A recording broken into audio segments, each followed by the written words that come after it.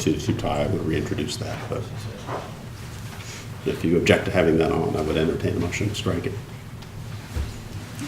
I was just going to vote no on adopting the agenda because I object to that item. Okay. But Okay. Other changes, additions, subtractions, comments? All right, if not, a motion is to adopt the agenda as presented.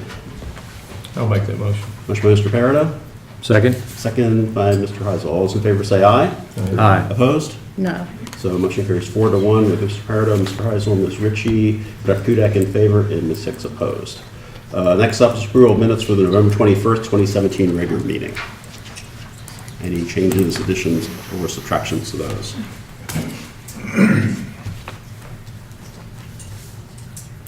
Okay. If not, a motion is in order to approve the minutes for the November 21st, 2017 regular meeting as presented. So moved. Motion by Mr. Pereira, Second? second by Mr. Heisel. All those in favor say aye. Aye. Opposed? Motion carries 4-0, and I'm not voting. Okay, student and staff recognition. We've got 3 recognitions that are actually school recognitions. We've talked a lot about all of the energy management proposals and things that we've been doing throughout the years. We have 3 new schools that have been confirmed to be Energy Star schools. That makes us 4 in the district. We have another one that we hope to hear from very, very shortly. So our goal is to get all those schools there because all the money that's saved through the energy management projects that we do can go directly back into the classrooms. So it's very important that we do this, and I think it's very important that we recognize these schools. The first one tonight is Justice Elementary School.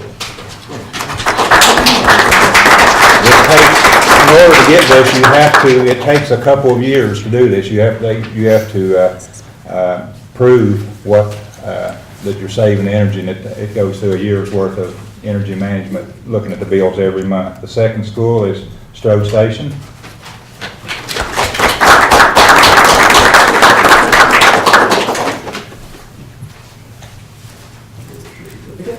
There's a certificate for the office, and there's also a sticker to put on your door, on the outside of your door, so everybody that enters the building can see that it's an Energy Star building.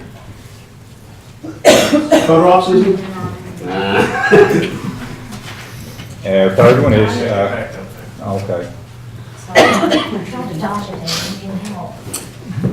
You worked hard for this. And our third school is Concrete Elementary.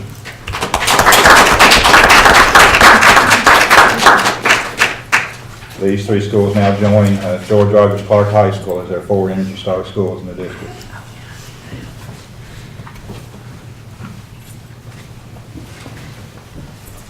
Okay. Anyone sign in for public comments? Superintendent's report. A few things here to quickly go through. Our comprehensive district improvement plan, the CDIP, is still being developed. There are things on the agenda tonight that will have some impact on how that proceeds from there. The schools are currently still working on the CSIPs as well at this time. We plan on having the CDIP ready to present back to you in January at the January board meeting.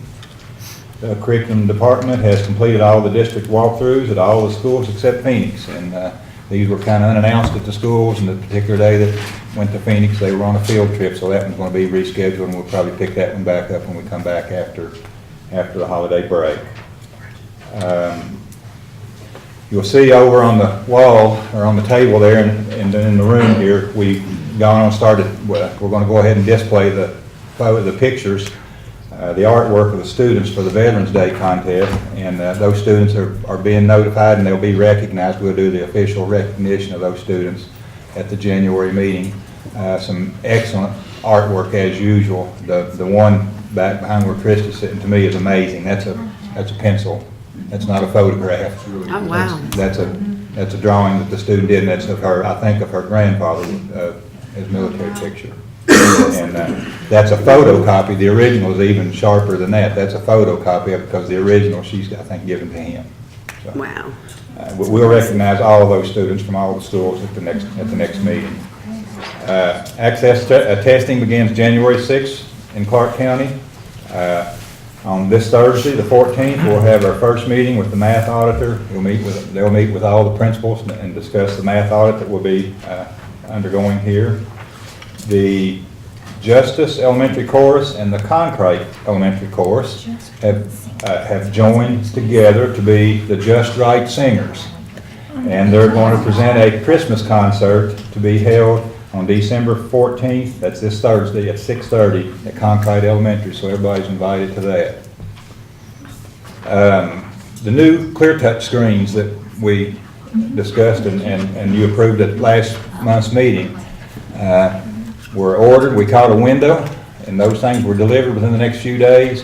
And our tech department, along with the folks who delivered those, came in over a weekend and got them installed in all the buildings over a weekend. And on that Monday morning, when the teachers came in, they all had all new functioning touchscreens in their rooms. And I don't know who was more excited, whether it was the teachers or the kids, to go into classes that day. And I was probably in 12 or 15 classrooms on Monday morning between a couple of buildings. And I did not see a one that was not being used by teachers and students in the classrooms. So that's, and along those lines, from Strode, and I haven't had a chance to do, we'll put these up for you.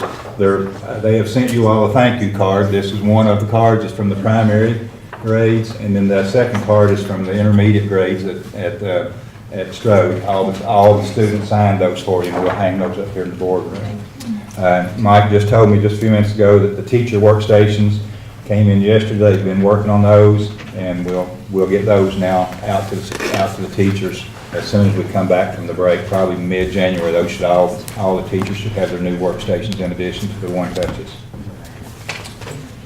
One other thing, I've got just a copy for you here to pass out. You'll have to look at it. It's the testing. It's the date, barring any weather-related incidences we may incur between now and the dates that's listed there. So you'll see when the testing begins and what the actual dates of all the tests throughout the district are. And that's all I've got. Next up is item number 4, student and staff attendance update. Mr. Holland. All right. We're going to take a look at month 4. See, kudos to Strode Station. Back-to-back months where they had the highest in the district. For the district, 93.64% from to date, August 16th to December 5th, through month 4, 94.32% for the district. And as we take a look at the teacher attendance, staff attendance, kudos to Campbell Junior High, who had the highest for staff with 94.33%.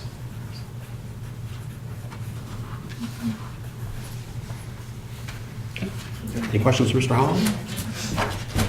All right, thank you. Next up is item number 5, consider approval of school writing coach job description. Ms. Considine.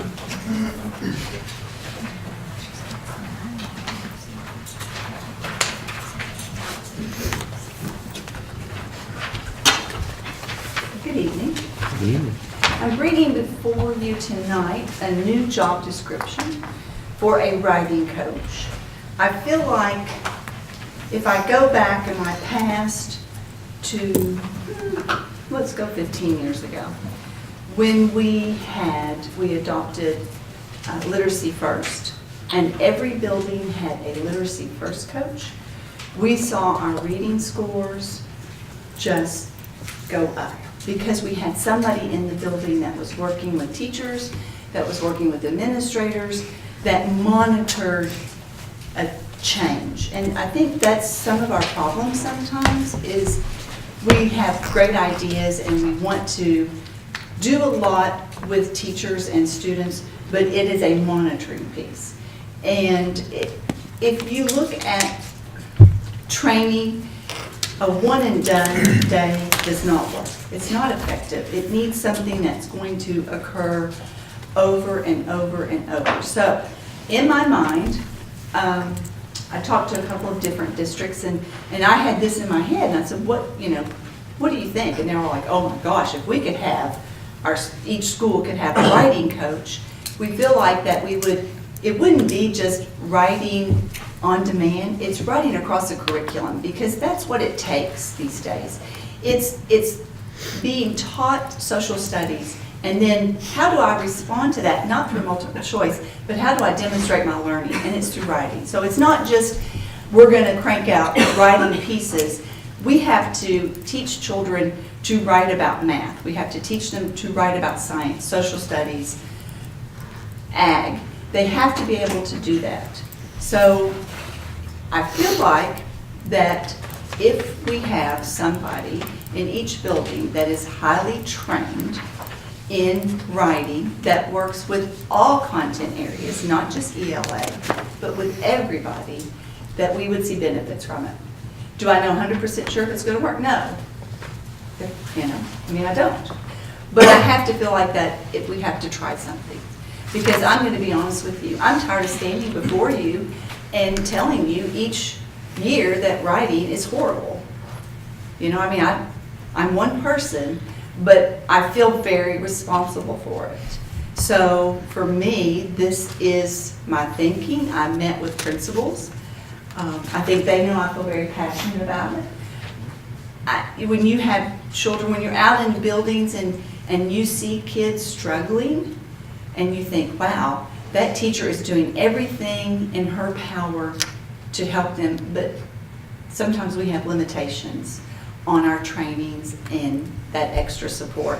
So that is my thinking behind it, and so I'm coming to you tonight with a new job description.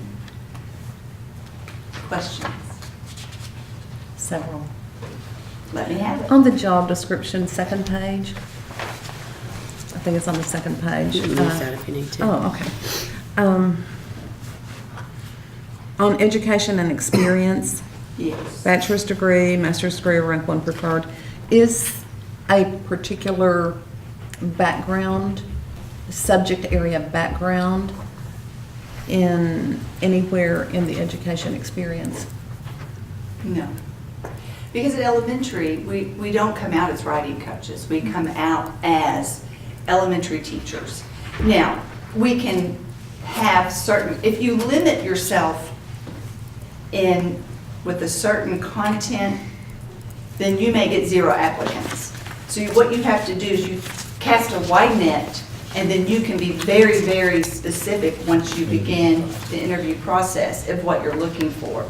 But this is just the basics. This is kind of what we require for a role like this is, you know, they got to have that bachelor's degree, that's a given. They've got to have Kentucky certification.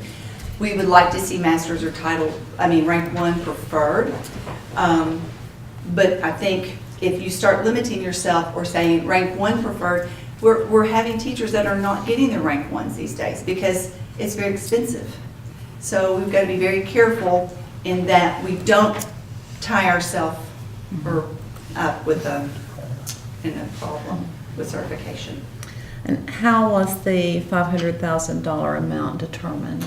I worked with Alicia, I went to Alicia first, because if you're setting up a draft budget, you know, this is not for now, this is for Right. 18, Yes, 19. yes. And too many times we come to the board after something has been determined. So I went to Alicia and I said, this is kind of what I've got going on in my head. We sat down and we took a teacher with 10 to 15 years experience at rank 1. So we're on the high level, but I didn't want to under budget it. So this is probably, it could be over budgeted. It's really very over budget. Yeah. But I don't want to have any surprises. I don't like surprises. So I don't want to also say we have to have a second-year teacher because we're only going to, you know, allocate $42,000 for this position. So we went pretty high with it. Okay, and over the years, you know, I mean, I was glad to see a proposal. I was kind of shocked at the 7 teachers because in terms of sustainability of a program over the years, it's not just $500,000 for No. next year. No, it It's- could be like 1.5 million over time. But it's where you want to put your money. I mean, that's how I look at it. So the whole point is over time, if we truly utilize these positions, it should phase itself out because then teachers become better writing teachers and you may not need it. But I'm going to tell you, with the possibility of seeing 40 people retire this year due to the pension, and then you have new people coming in, you guys are gonna have a problem with teaching. I talked to Bill Beard, and we're getting ready to have a teacher crisis. We don't have student teachers coming out. So we've got to invest in the teachers that we currently have and try to get them to where they need to be so that they're master teachers and we keep them. So you have to, I mean, it's where you want to put your investment. It's a lot. And I can't tell you that in 2 years we can phase it out, or 3 years we can phase it out. It may be 4 years. But I will say, over time, it will either phase itself out because of success, or will phase itself out due to the lack of funding from KDE and SEEK and what have you. I mean, you gotta try something. You guys, Yeah, I realize that. It's just that the price and the continuation of Yes. that much on a yearly basis, not knowing the pension situation and how that's going to impact us, though we know some of it already.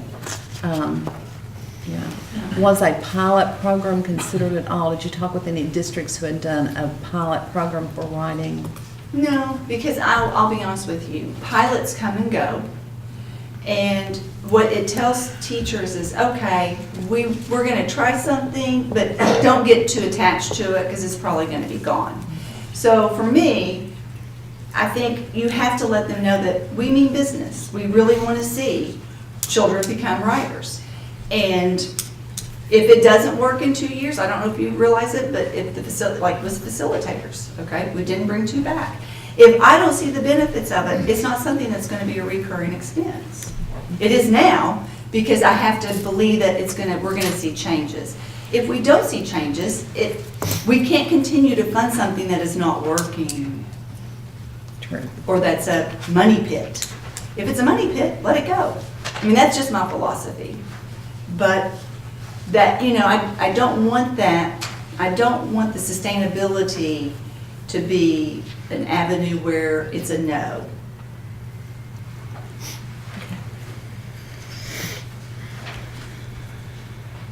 Any more questions? I share Judy's concerns about taking on that much in recurring It's a expense lot. every year. And, we may find as, let's say these scenarios play out and, we find we don't need writing coaches anymore. We're likely to find, if we have valuable teachers, we're going to find something else for them to do.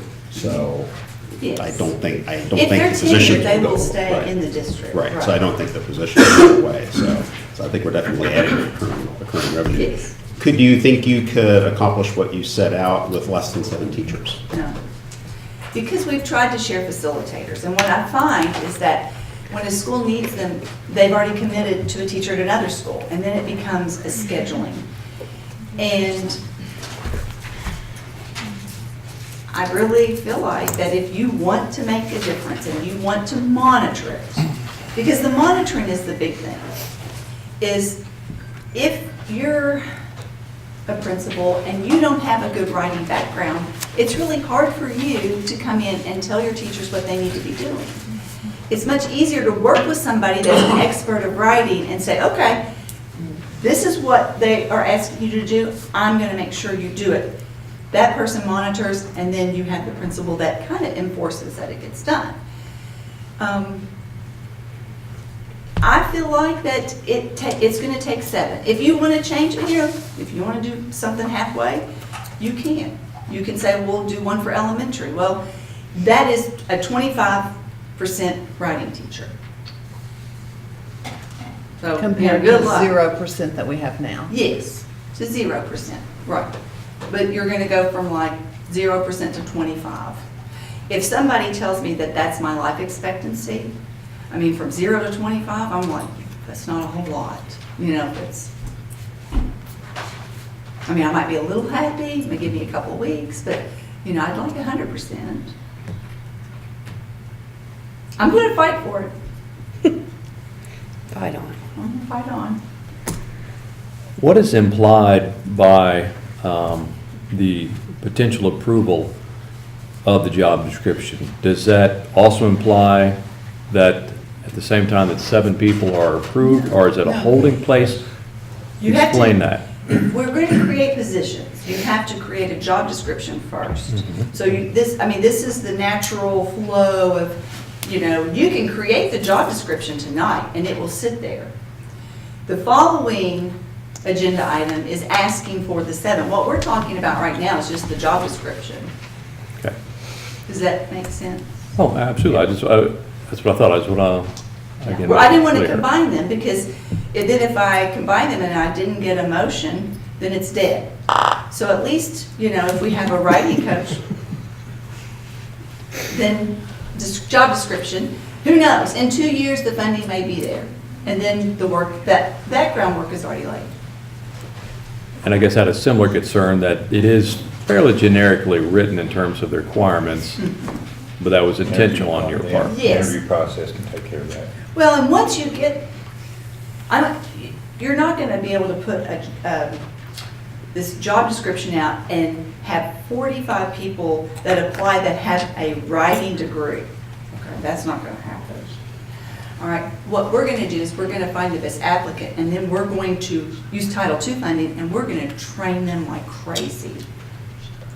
But the whole point is to set it up so that we have all summer to do that before they enter the schools. Sometimes we do things so backward. We wait, and then we come and we're in a hurry, and we don't get the right training, and then we throw them in with the teachers. This is a long, thought-out process. The training will have to occur like in June and July. Maybe, if it happens before, there could be some training that they would receive in May. Because after February 2nd, we can post for next year. By Ray. So, this is coming to you early to see what's out there because we want the best people. We may not have the people in our district that would like this, but if we post it early, then we may get people from other districts that have lots of expertise or maybe have been a writing coach there, but they live in Winchester. Who knows? Any more questions? I have questions for Ms. Ellis. How feasible do you think this is, given our current budget? When you see the draft budget and see the amount of the one-time expenses that have come out of contingency, our reoccurring dollars that we bring in every year are there's more there than you all think there is, because we ended the year adding $42,000 to what we started the year with last year. But you spent almost $5 million on things that we will never buy again. Right. So when you look at that picture, and you're adding money to your bottom dollar, you're bringing in money that you're going to continue to bring in next year that you're spending on one-time expenses. So you have a large bucket of money for reoccurring dollars that would accommodate this. I went there first. Because it has to be a viable option.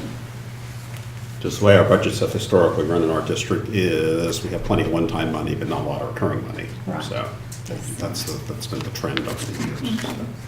Oh, So to see this kind of dollar figure, like, where did we find this? So, Mrs. Ellis, what is the current best thought on what the CERS rate will be for next year? It has been handed down, they've already talked about it, it's going to be 28.05%. So that will be what Unless is something happens budgeted. in legislatures change that. And Yeah, unless legislation changes it, that's what they have said that the rate is going to be. my back of the envelope on that was about $660,000.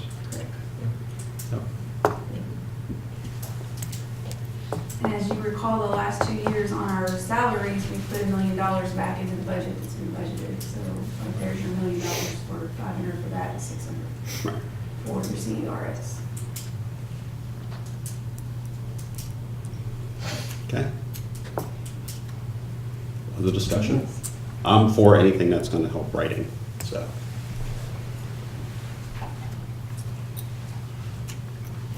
All right. Other comments, discussion amongst board members, other questions to Ms. Considine? All right, if not, we'll start by entertaining a motion to approve the school writing coach job description as presented. I'll make that motion. Motion by Ms. Ritchie, Second. second by Ms. Six. All those in favor say aye. Opposed? No, All right, so we got 4 yeses, any noes? 1 no? one no. All right, so the motion carries 4-1 with Ms. Ritchie, Ms. Hicks, Mr. Parado, and Dr. Kudak in favor, and Mr. Heisel opposed. Okay, any discussion on number, now that we have a job description, any other discussion on number writing coaches? Right, because now we can entertain hiring. The only thing I thought about when I looked at this was 7-1 for each school sounds nice, but I have one coach for 1,600 students at the high Yes. school, one coach for 800 at the middle schools, and one coach for Yes, 600 at the, absolutely. 450 to 500 to 600 at the elementaries. So there seems to be inequity there, so Yes. that would just be my thought. And I I know. mean, we could hire more. I mean, we could try to go for 15. I mean, but you have to think of it this way. You have to lay that foundation, okay? And at elementary, I was going to ask you, tell me what these coaches will do at each of the levels. so if I'm an elementary coach and I'm working with a fourth grade teacher, she has to be an expert writing in math, reading, science, social studies. I mean, she really has to know writing very well at the elementary level, because we teach everything unless we departmentalize. When you get to Baker and Campbell and GRC, they do a lot of departmentalizing. So they can work with the science department at a certain time. They can work with the social studies. But at elementary, they have to work with every teacher, essentially, constantly. At the high school, they may start in ELA and get that going, and I think they need to. I mean, that would be a good place for them to start. But then they need to determine, where do we have our, other content areas where we're struggling. Math teachers will tell you, right, Ms. Croteau, that it's hard to write about math, isn't it? Oh, yes, ma'am. But do they have to write about math? Yes, we do. Okay, so that may be where they go next. I mean, if you've got one, yes, for 90 teachers, that sounds like a lot, but they're very departmentalized and they can tackle it a little at a time. Whereas elementary, it's everybody. I mean, you're working with Ks, 1s, 2s, because we don't say to the second grade teacher, oh, you don't have to teach any writing today. We're really wanting them to teach writing in every content area. Okay. And it's harder to get it in their schedule too, at elementary, correct? Not a lot of writing in organic chemistry, unfortunately, so. So I'll ask a similar question then on this. What is, for item number 6, what is implied in terms of if funding is approved? Does that say, hey, put a placeholder on it and put it into the draft budget, or is this locking it down? It puts it in the draft budget. It will allow us to put it in our CDIP, because I don't want to put something in the CDIP that we can't afford. And then at that point, let's say something terrible happens and we lose SEEK funding or whatever. I've been in this business for 31 years. I've seen things come and go, trust me. So when we have a budget crisis, then things have to be tabled. It's not like that it is set in stone. What I would like to do though, if the money's there, I would like to post the jobs in February to see what we get. Because if we have 7 jobs posted and we get 2 applicants, it's not a viable position. Okay? I know you think I'm bringing you fluff. I am not bringing fluff. No, we know. That's not my personality. So, I'm very passionate because I do think it will work. But it has to be the right people, and I have to be part of that. I'm going to tell you, I'm not going to be here forever. I'm kind of looking at a June retirement date. So, folks, I'm trying to help while I'm still here. Okay? Because the pension's going to get some of us, Yep. whether we like it or not. So, Mr. Heisel, if it gets approved, I've got till about February, March to sit on it. We have a budget, we're gonna be able to look at it then. And it will That'd be come my up in draft, I'm recommendation, sure. that You look at it in the budget, see how it goes into the budget. We not advertise until after that's done, and after Yeah. February. February, March. I want enough time to get them the right training. I don't want to bring it back in June, and then I've got 3 weeks to hire 7 people, and I'm just, I really want this to be something we can be proud of. That's going to that you're gonna see the bang for your buck. This position would not take effect until next year. I do not want to get into something that's going to take 7 teachers out of our classrooms this year. Right. That was never the intention. You know, when you're working with the draft budget, I can't come to you in February after the draft budget has been drafted and ask for something of this magnitude. You know, it has to be, there has to be, you know, timelines. So, Well, when I saw the proposal, I mean, I was kind of shocked. I mean, I was excited, oh, writing proposal, and then I said, 7, we can't afford that. But as I listened to the discussion, more than less lukewarm. I mean, yeah. It's all in I where mean, you want it. I know Right. the writing is so essential, and I'm just really glad to see this, but I'll. And it's not just Shock. producing writing pieces, folks. Right. Let me just get Yes. that through our heads, because a lot of times we just worry about that on-demand writing, and trust me, we're at 23% proficient distinguished, okay, at the middle school level. We've got to do something. But I'm talking about being able to write, and so that when we look at applications or resumes with kids graduating from high school, they look decent because we have taught them to be writers. Well, I certainly appreciate your passion I know you do. to be able to do it, but I'm gonna tell you, I'm in opposition. I know. So, I know. And twofold out of it. One, I believe the 7 teachers you take are gonna come out of our school system right now. They're gonna be your good teachers. 2, as I always advocate for raises for teachers, and I look at a 500,000, 2% raise probably somewhere. Yeah, at least. That would probably be my opposition. I'm weighing both things. I'm not saying it's not important, I know. but I think when I weigh both of them, to me, it seems like the bad outweighs the good for me. Right. That's, and I've shared opinions with you, so. Yeah. Well, and I worry about taking good teachers out of the classroom, but I will tell you that in our district, our teachers feel like that they have never, ever get to rise above that classroom, because we want to keep the good teachers in the classroom. And so those are the teachers that year after year, they continue to stay with us, but we give them no leadership. If a principal hadn't looked at me in 1998 and said, you know what, you would make a heck of a principal, I'd still be teaching. And where would you be today? I mean, no offense, but I mean, seriously, you have to take those people that, I was a great teacher. I'm gonna brag on myself. I see my kids, now they're all grown, they're in their 30s. They still come up and they say, I learned more in your 2nd grade class. That's what we want.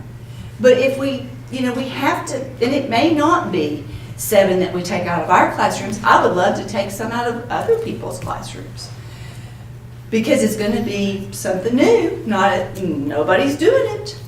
So it could be a draw, it could not be, but we could be pulling. At elementary, I look at it this way. Out of a school of 400, if I pull an elementary teacher, she greatly affects 28 max for 4th grade, okay? She's going to be working with with all the teachers of 400 kids. So yeah, high school's different, because you're taking somebody from 150 kids. So yeah, but I can't argue with you, Mr. Peridot, on the 2%. You tried. I can't. Any comments from any of our principals who are here? She's right on. I mean, Okay. we come out, we were elementary teachers, and we each have our own area of specialty. I can only guide my teachers in so much and Right. feel I'm effective at it. I feel like if we pull the good ones out, at least they're gonna stay here, they're not gonna go somewhere else. That's true. And I probably have 5 in my building that could easily be a writing coach. That's I see that, but then I also see that we're paying them a teacher's salary, so I worry about it's just resume Yes. building a teacher, and then that teacher It is. using that. Well, somewhere there's else. nobody that's going to ask for it. We're trying to, you know, I mean, I think we have a big issue, don't get me wrong, and our big issue is, you know, our teacher pay across the board is our big issue. And if we were a little bit more competitive in what we do, I would think that this would be a better type of position, but I worry again, taking 7 good teachers out, putting them in there, not being able to give her another raise for teachers this year. Those are my concerns. I think this outweighs the curriculum. You've got 4 schools feeding into Baker, and we feed into Campbell.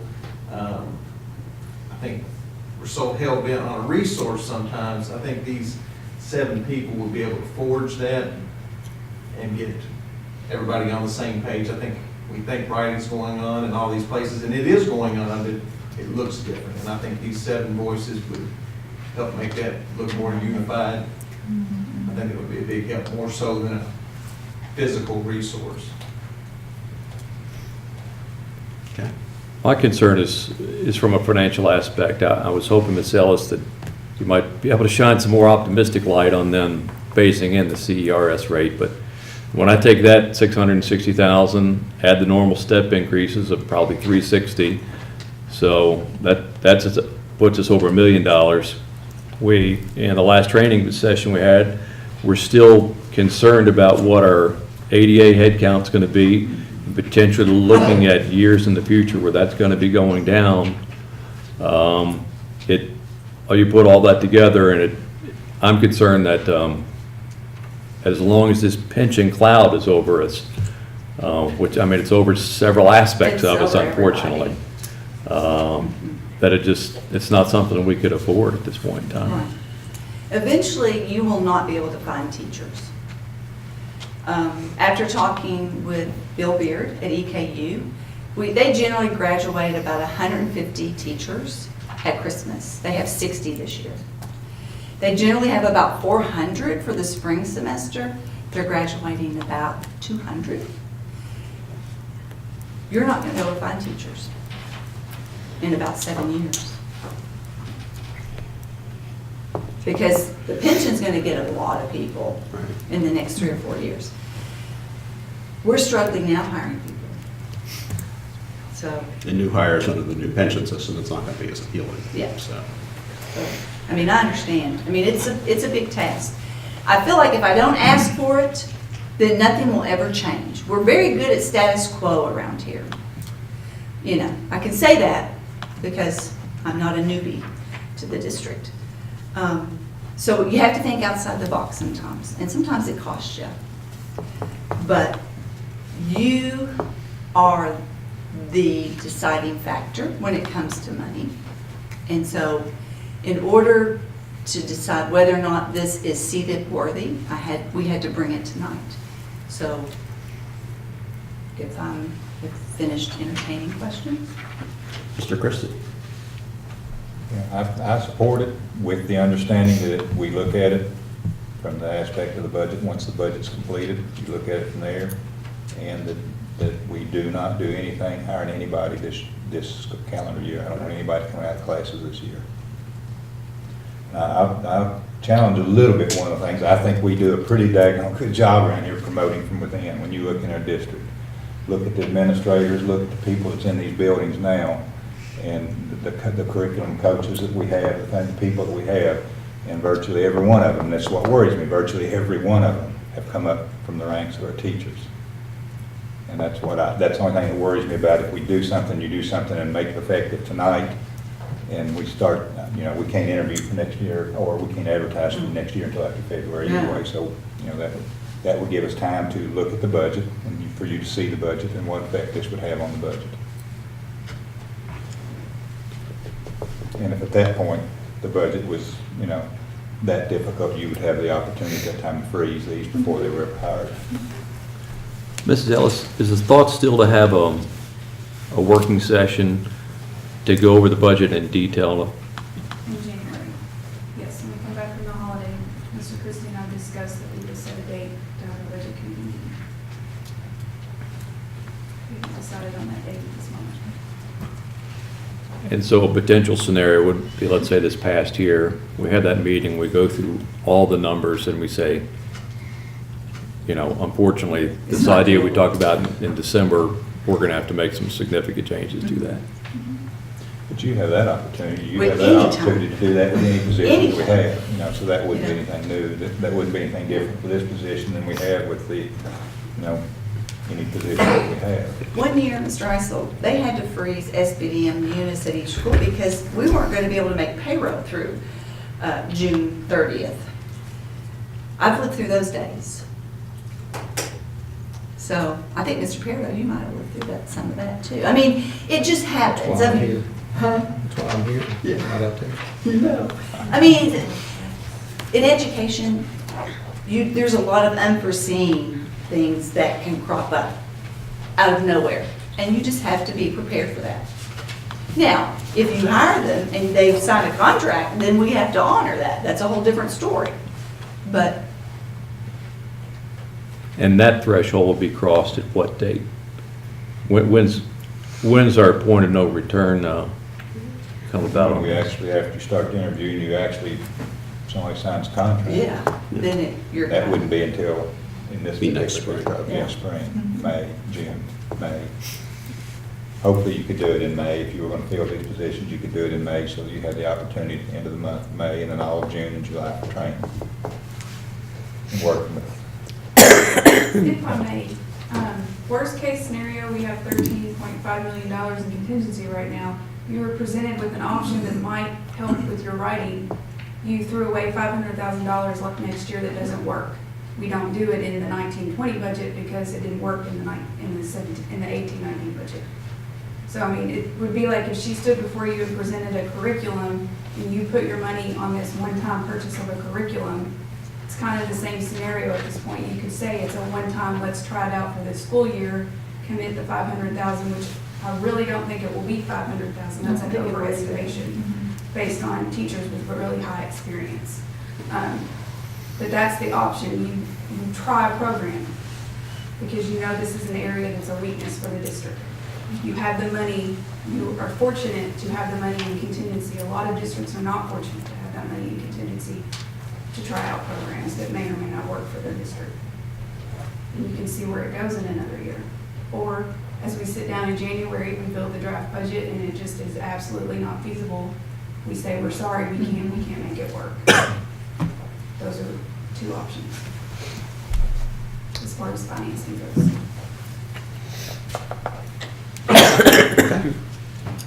Any other discussion? Questions? All right. Oh, go Okay. ahead. Okay, Judy. I move that we approve funding to hire the 7 school writing coaches for the 2019 school year as presented, contingent on review of the draft budget in January. Motion by Ms. Hicks, Second. second by Ms. Ritchie. All those in favor say aye. Aye. Opposed? Hey, So motion passes 4-1. That's Hicks, Ritchie, Heisel, and Kudak in favor, Peridot opposed. Okay, thank you, Ms. Considine. Thank you. Next up is item number 7, consider approval of the 17-18 comprehensive budget for the Phoenix Academy. Mr. Boland. What you have tonight, basically, I guess, a formality that's required by KICSAC.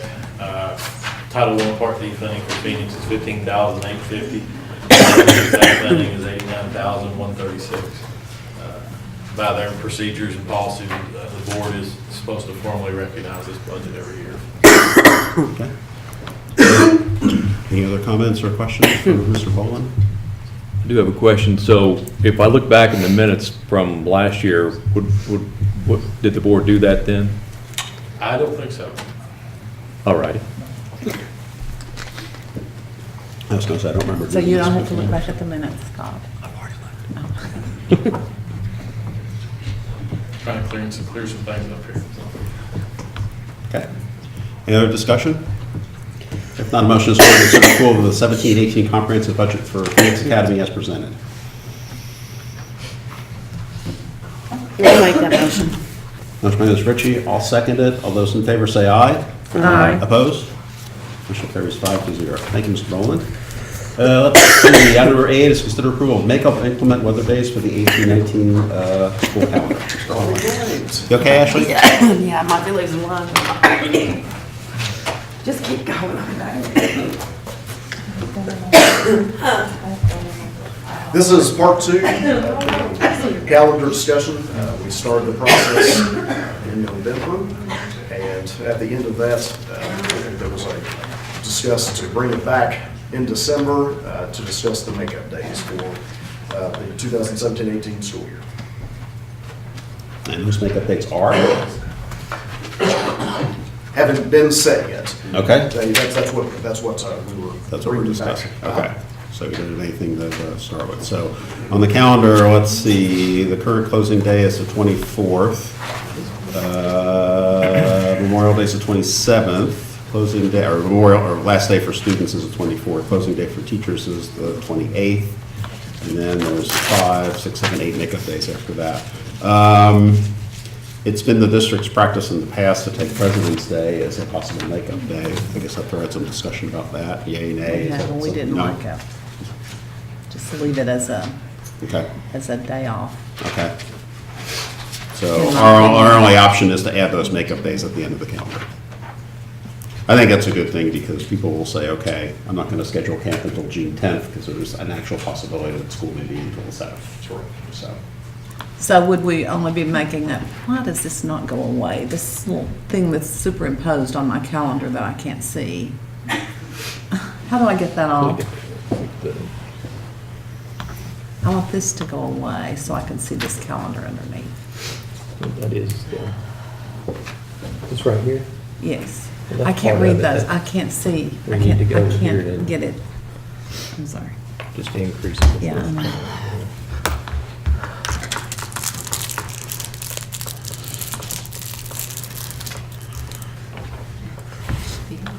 I've got an old timey paper copy if you want to see I it. have a paper copy too. Can you get a paper copy? Do you want a Yes, paper copy? yes, please. For which one? Option 2.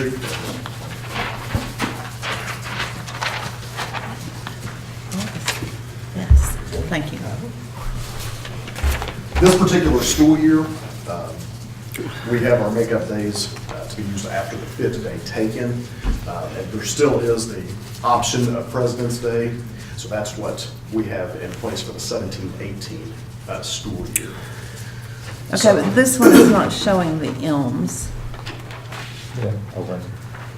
June 19th, the first May and June. Oh, wait, yes, I am. I'm sorry, I'm just not seeing That's tonight. right. Okay. So we would be making up, based on this, the suggested makeup days, we would make up only 8 days of however many days we miss. We use placeholders, basically, that's just kind of what that is when we're building the calendar, because based on the conversations that we've had in the past couple of years, it has been discussed by the board that like to kind of see that as a placeholder, so when we were building the calendar, that was kind of what we were doing. It was in no intention of just simply limiting to 8. Okay, okay. Right. I want to be sure that's the case. Because I thought that was the case a couple of years ago. It was. Okay. And we- Experience has been, if we've got 8 or 9, usually the legislature gets involved at that point, so. We'll be told when our school ends, if it gets that bad, so. You just made a comment about 5 days. What did that comment mean? That was just as a reminder for this particular school year, because we've changed every year kind of how that we've done it, so I just wanted as a reminder. It doesn't mean that it has to be considered for this particular calendar coming up, but for this particular school year, 17-18, what the board passed was, the first 5 days that we miss are not to be made up. The first 5 days. We will begin to make up days for the 17-18 school year on the 6th day. Now, it also reads that President's Day may be used as a makeup day during the January regular board meeting. There's going to be a discussion regarding using President's Day depending on days missed prior to the meeting. So if we have missed none, then obviously by the time we get to President's Day, there would be no discussion for that. If we miss 1, 2, 3, whatever, we come back in on the January meeting, and there's at least discussion as to whether we want to use that. Can we strike that all the way out and just leave President's Day alone? Now, we've already set that for this particular calendar. For the 18-19, that can be taken out. I just For wanted this to- calendar we're looking at right now, can it be taken out? Yeah. I would like to ask that be taken out and just left. President's Day. As a day off, whether we've missed 1 day or 12 days. And I will say that there are more Yes. districts that I think are going to that and leaving that as a sacred time because it has been something that folks have scheduled and there's a conflict with it. So that's sort of the trend right now too. And what was in our packet, this document right here reflects what Ms. Ritchie just said and Mrs. Hicks, that February the 18th has an X on it, and an X corresponds to no school. Correct. There's no notation about any board action being needed on this particular document. No, this one that you're looking at right here, the one that you adopted in November, this one has actually no discussion for makeup days. We just simply have that that was what was approved to not be a school day. And so you can then, at this particular one, of course, say, we're not going to open that up for discussion and just take that off as being a Right, makeup it's day. still a no school day. Yeah, It just stays keep that it way. not a makeup day at all. And all makeup days, all days missed because of snow, inclement weather, or solar eclipses or whatever, which won't occur in that school year, I guess, will be made up at the end of the regular year. Yeah, that's what that's the That's what this discussion is that about. we having for now. Okay. So, at this point in time, there's not been a proposal made on this document to have the fifth day rule as opposed to that's what sits on our current thing. Correct. So, if we approved it just the way that it sits right now, then there's no implication about the first 5 days are essentially not made up. No, that would be something that you would have to do every year and bring that proposal up to have adopted every year. As it stands right now, that was a one-time deal for 17-18. Certainly can be revisited if you want to, but you would have to make those specifications. It wasn't in 16-17? No. No. 17-18 was the first year that. What year did everybody get so confused? Was that 16-17 or? Yes, every year. 16-17 was the one that had a little bit of discussion with. Okay. So as it sits right now, somebody said, well, I make a motion to approve this as it's written, Makeup you've got 8 makeup days. and there's no implication Unless you say- about, hey, you get a pass on the first 5 days. No, you would have to specifically make that motion. Okay. Okay, so if we want to make up all makeup days, how do we, Just we say just that. say all You just say makeup that. days so that Day we're for not day, cutting day it for day. off at whatever date? Correct. And with that being the case too, without legislature intervening, it would technically be available that all of June can be used as a makeup day. If it were just one of those types of winters and, we missed 20-something days in theory. No, So no, we no. could, basically, we would put a placeholder for the M's for the first little bit, but in theory, unless you make a motion to cut it off at a certain date, it would just continue on until June 30th. Does that make sense? Yes, that makes sense, but. Judy will be the only one there on June 30th. But, the legislature will intervene when we miss more than 20. Yep.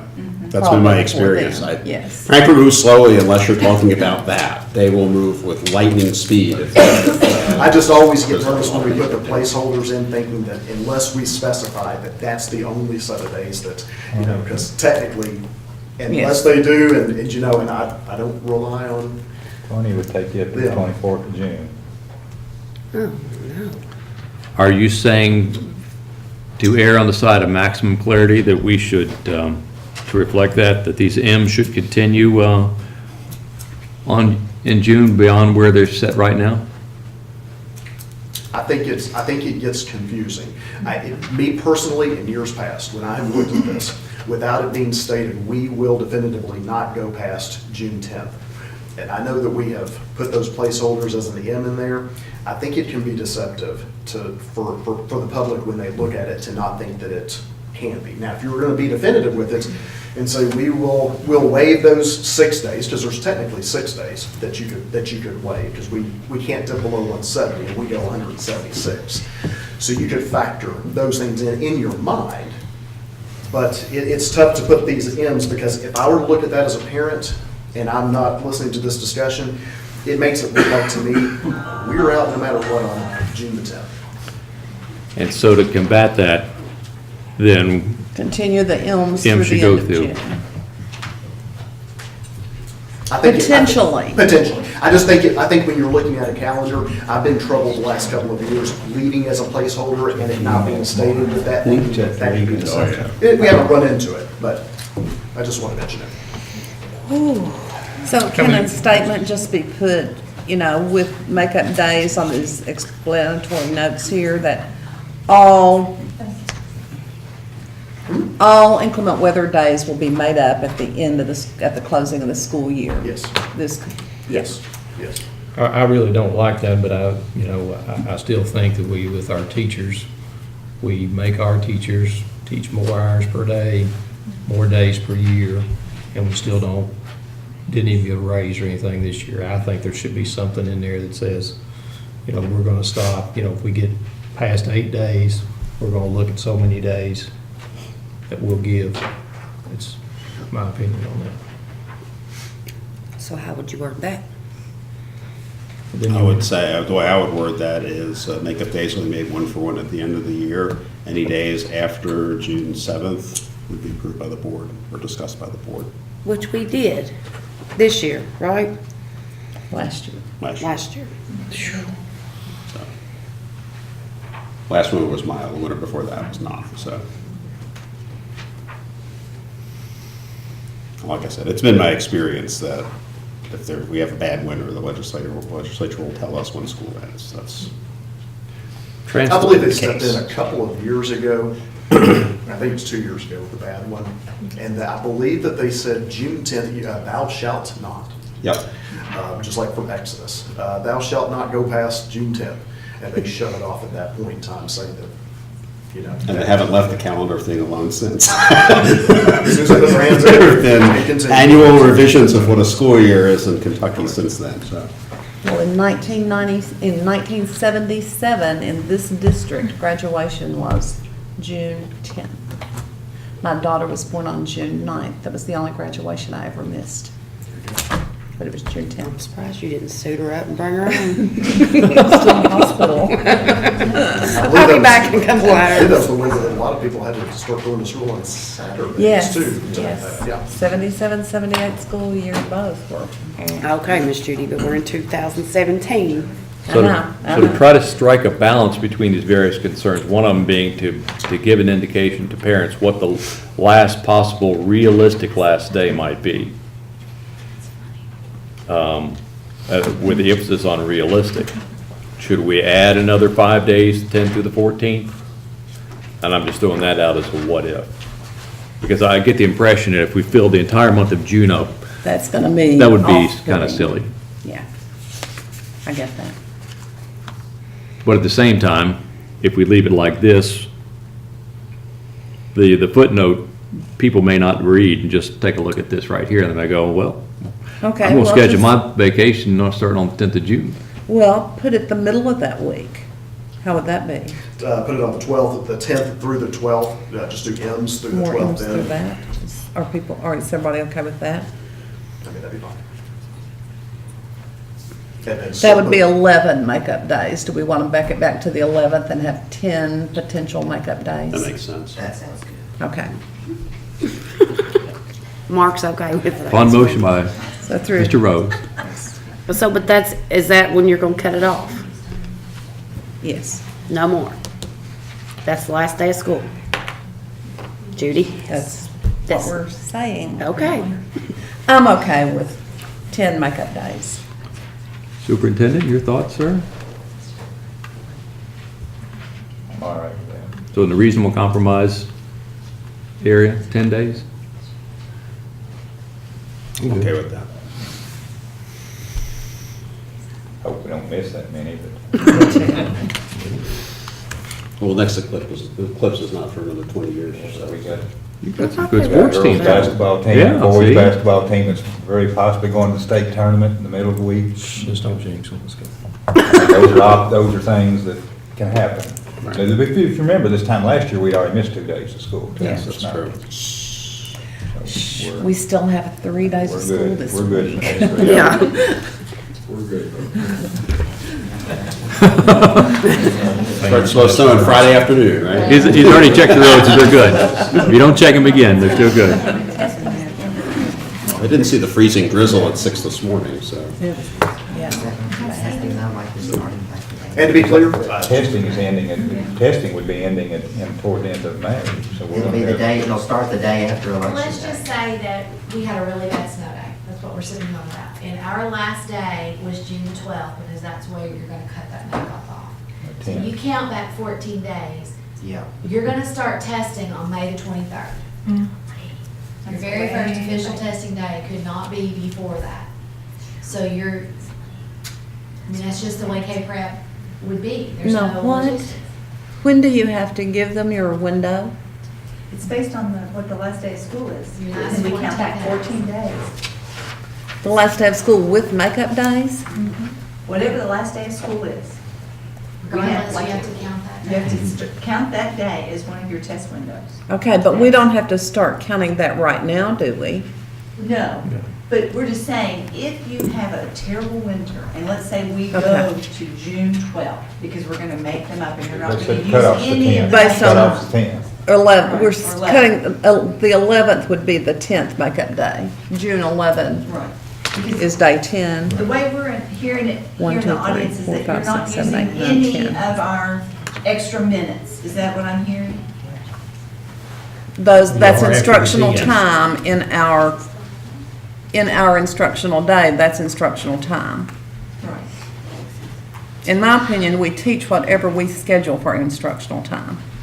You know, we use all these semantics about, we have the longest scheduled day in the state. Well, if we're not using it, it's only scheduled. It doesn't mean anything. You know, if we say we're going 6 hours and 37 minutes, then in my opinion, our instructional time each day is 6 hours and 37 minutes. But this extra minutes, I'm not a fan. But my opinion. Okay, so if it's, you back it up from that 14 days, that's gonna put you where?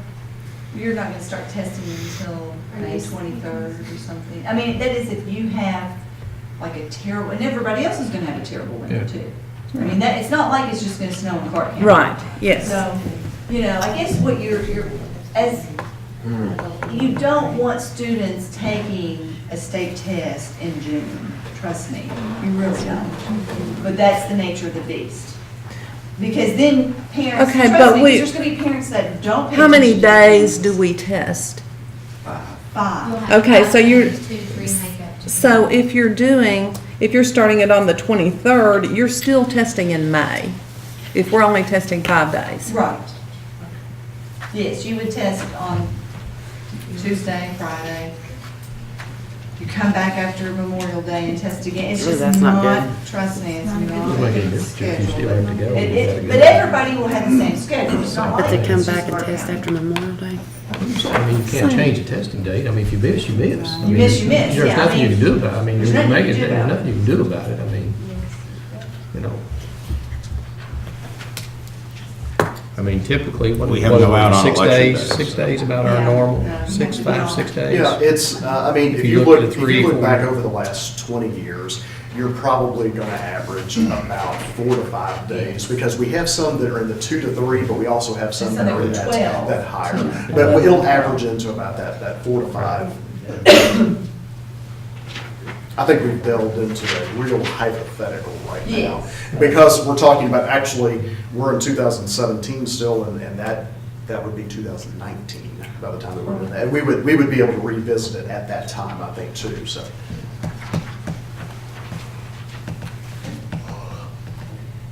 I guess in terms of housekeeping, where it says on here, makeup day is to be finalized, that'll be something, as we finalize that wording, will be removed Yeah, from well, this. We just wanted that for the public, whenever they got a hold of that, for them to see that that has not set with this option, the makeup day yet.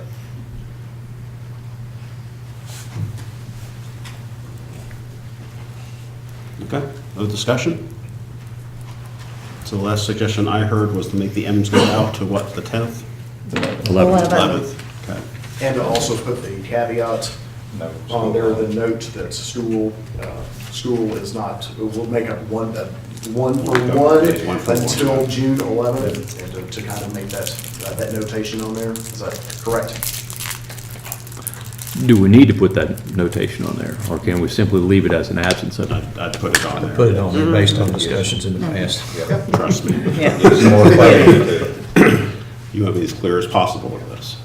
Now, even though that notation might be on there, if we have some We'll get unusual more calls and emails circumstances. on this than 6 or 7 other things put together, so. But if we had that notation on there, we still retain the flexibility depending on how 2019 might play out to revisit that. Right. So we're implying an intention, I suppose, Correct. as opposed to an absolute. Correct. Okay. Someone want to make that motion? I move that we approve the potential makeup days on option 2 of the 2018-2019 calendar to be Wednesday, May 29 through Tuesday, June 11, for a maximum of 10 potential makeup days. All right, motion by Ms. Hicks, I'll second it. second by Mr. Heisel. All those in favor say aye. Aye. Opposed? Motion carries 5-0. Thank you, Mr. Heisel. Thank you. Does that put the school calendar to bed? That puts it to bed earlier than we've ever done it, yes. Yes, that's true. Okay.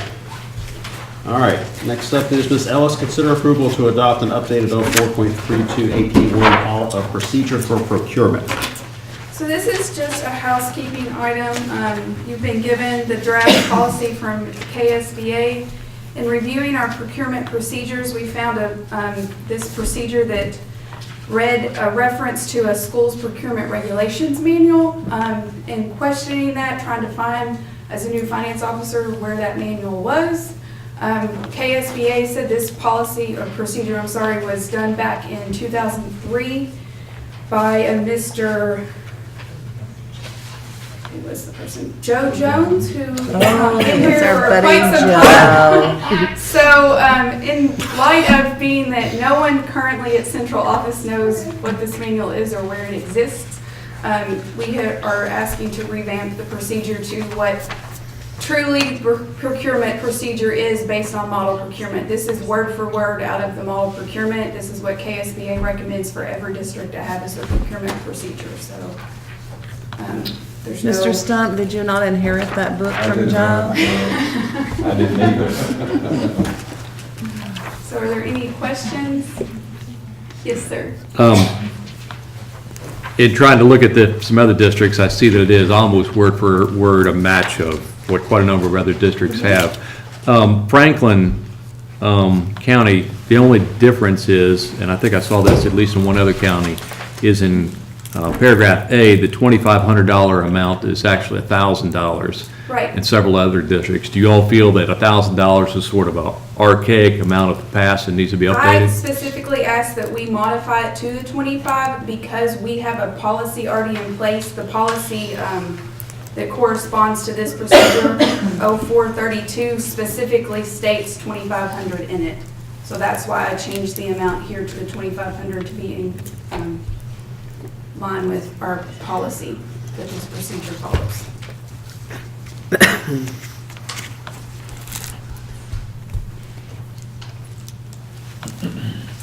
Beyond that, like I said, it's word for word exactly what other people have. Right, and that it's straight from KSBA's recommendation. So. Okay. All right. Other discussion or questions from Ms. Ellis?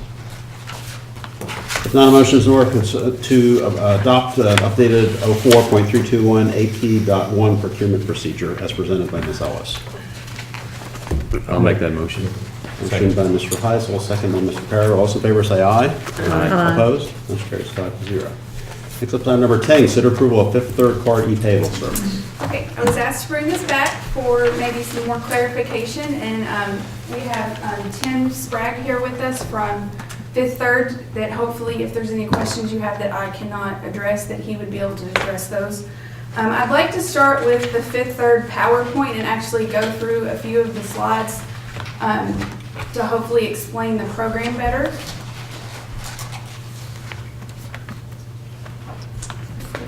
that. Lisa, which one is it? I'm not sure which number it is. It should be the 10 or 10. It should be that one, I believe. Yes. Okay. So Fifth Third has a purchasing cards program that has several steps to it. If we'll go to the second slide, please. And we, as Clark County, are asking to utilize the bottom tier, which is the automated AP card solutions. And this is a program that integrates straight with Munis, our software system that we use in the finance department. And basically this program allows us to pay our current vendors that we are using now who choose to participate in this program with us by a virtual card number, which is a very secure program. If you flip to the next one. And Fifth Third has worked with districts in setting for the way the bill drops, because it is essentially a credit card, so we will get a once a month statement. And they have worked with districts to set the date for that would cut so that the billing would correspond with the board meeting so that it could be approved by the board, the payment to Fifth Third prior to the payment going to Fifth Third for that card statement, and still stay in line with getting it paid in full by the due date so that there are no fees in regards to that. And they waive any ACH debit required balances due, any program fees. The benefit is the annual rebate program on the card spend that we would do with our vendors, which we'll get into in a few minutes. Again, there's no personal guarantee by individual card holders. It would be, it's on the district. And we're not required to have an additional banking relationship with Fifth Third. All we would have would be this program specifically. We would still maintain our current banking relationship with Traditional Bank. Next slide, please. And again, the reason Fifth Third is the chosen vendor for this product is because their technology team has worked specifically with the Munis technology team to integrate these programs so that there's flawless, I can't think of the word I want to use, but so that it integrates, thank you, and we don't have loss of information, so that we can still see when you all get your AP file, the vendor file, the order of treasurers, that you still see every vendor that we have actually purchased with, the invoice we're paying that vendor. Although they are not getting a check, they are being paid by virtual card. So that's one of the major benefits to this program. And next slide, as it says, a card run replaces a check run. So basically, and I have another PowerPoint I want to go through with you quickly after this that kind of shows how that actually works for Clark County on our actual daily operating basis. So we'll just look at that in a minute. So Fifth Third took our, this past fiscal year, I sent Tim a file of what our spend in accounts payable was. And that was roughly $17 million that we cut checks through accounts payable. And he took that file and they ran it through their system on a quick basis that they do, and found the potential matches for the different levels with vendors who already participate. If you'll flip to the next. So of our 17 million, we have a 13.1 identified card spend opportunity, meaning these people already participate, they're willing to accept the virtual card numbers, and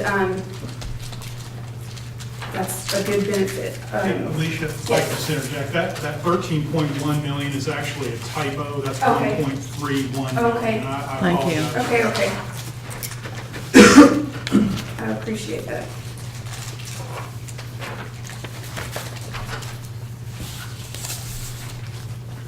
Okay, so the next slide actually shows at the different levels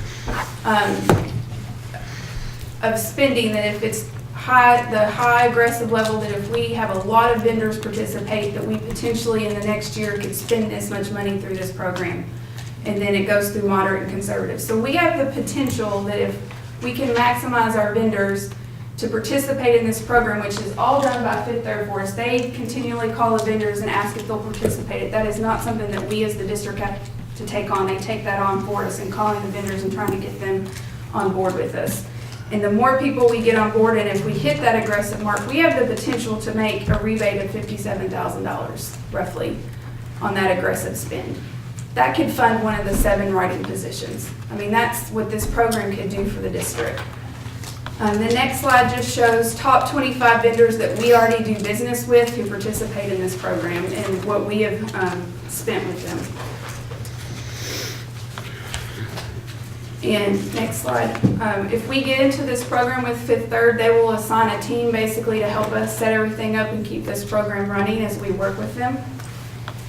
And being in this program, next slide please, we would be part of the Kentucky Education Co-op, which consists heavily of the 2 largest districts, Fayette and Jessamine, and I blank on the other ones, I apologize. Fayette, Jefferson, Kenton, and Clay are the districts in Kentucky that are using virtual card payments. But there are 30 districts that have plastic plus those. Okay.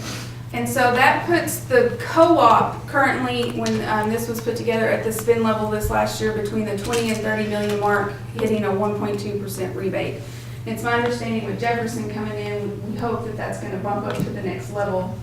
It has gone up above the $30 million level, so this year's rebate will be in the 1.3 range for the standard spend. Okay. So that's a plus to the district. That's another 0.1%. This is the next steps with Fifth Third. As you can see, we've already done the first step. That was the initial, send him the file so they could give us our potential spend that I have shared with you. And then we're discussing now, and if you choose to go forward, the documents that we'll have to sign with Fifth Third. If you would pull up the second slide, new PowerPoint, right after this one. No, let's see. Probably gonna say like CCPS. It's item, it's 10B. 10B. Thank you. That's what I needed. So I just real quickly ran through our current process and accounts payable so you all would know what we actually do now, and by incorporating this program, how that would look for the district. So if you'll go to the next slide. So I've listed out our current PO bill receipt process. I'm not going to read this all to you, but these are the steps that we currently take in finance and processing purchase orders and invoices. And so basically, the gist of, here's our current payment process, which is the next 2 slides, and then if you go the new process, the only thing that changes in this process is the one line that I have underlined there. We will do all the exact same steps, except when we get to the point where we're balancing our batches and creating our files, we're going to create an electronic file of the vendors who have chosen to participate in this program and basically save that to our desktop, and then we'll print our checks. So everything, and then everything will continue the same after that point. You will get a list of all of the vendors who we're paying. It will include both sets. Will look exactly the same as you currently see now. You will not even be able to tell who got a virtual card and who got a check. That's on the back end for us to deal with. You will still see the exact same documentation that you see. So next slide. So again, the check processing steps don't change. It's just less checks that are being processed. And the new step is the Fifth Third. You save the file, and then we would send that file to Fifth Third in an encrypted format, uploading to their website or through, and then they would send an encrypted email to our vendors that would have the information for the vendor to process that one-time virtual card number. So that's the safety factor, in that we don't have one plastic card number that we're sharing with everybody, calling and saying, here's my credit card, pay this bill for me. It creates a one-off number that will be specific for that vendor, for that invoice, for that amount. They can't process it for anything except that in which they are given. So that's the safety factor in it. Those transactions will post, and we'll get a reconciliation from Fifth Third. And this process would take days. They get the card number, they process it, we get it back. The checks can take weeks and up to a month you know, you mail that check, you wait for the vendor to get it, you wait for them to deposit it, and then it comes back and we have to do our bank statement.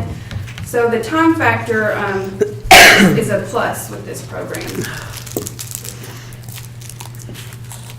And then, again, concerns, I just addressed, you know, the process takes longer, checks get lost in the mail. We spent time on the phone with vendors going, I didn't get my check, and then we have to do a stop pay at the bank and a reissue of the check. With Fifth Third, we won't have to worry about these issues. It's a virtual number, the email goes out, it sits there and waits on them to process it, and it takes days to process. Implementation steps.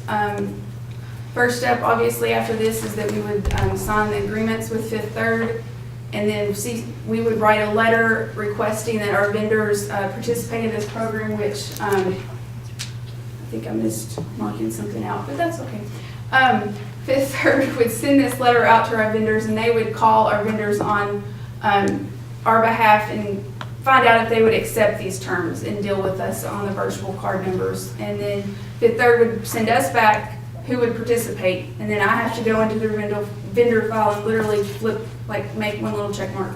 That's all we have to do on our end. And then, as I already stated prior, the processing is the same except for the export file. So major advantages to this process that I hope you would consider is, one, again, it does not change your all's board approval. You get the same information that you're currently getting.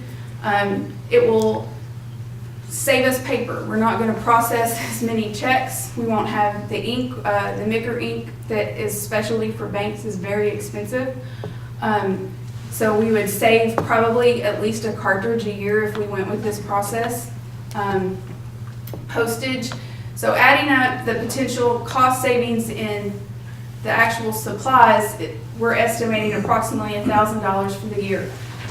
And then the time saving factor of our AP clerk not having to process as many checks and go to the postal machine and run them through the postal machine and then take them to the post office. And we're estimating her time per check run for the entire year about $750. And then my time for reconciling the bank and having less checks to reconcile, which takes me quite a bit. It takes me about an hour and a half to reconcile all of the checks each month. So that's about $550 in savings. And then again, rebate if we had the aggressive spending, $57,000. So you're looking at about $59,300. Again, that's a salary. That's one of the writing coaches that we could hire if we go with this program. That's the potential benefit of what this program could do for the district. On the reconciliation, don't the ACHs also show up on the statement? I'm sorry? On your reconciliation, what are you reconciling? Checks. Okay. Do the things that replace the check show up on the statement? No. It would be one check to Fifth Third on my bank statement, because I would get a credit card statement from Fifth Third. So you still have to reconcile your credit card statement? You do. Presumably. But it's different. It's not sitting down and clearing that check in Munis, which is the process that takes forever. It's sitting down and matching the list of the printout file that got sent to Fifth Third against the statement. So you're literally looking at two pieces of paper going back and forth marking, which should take you about 10 minutes versus the time it takes me to sit and literally do a ruler and go down my bank statement and clear one check at a time in the system. Because Munis is not a user-friendly system.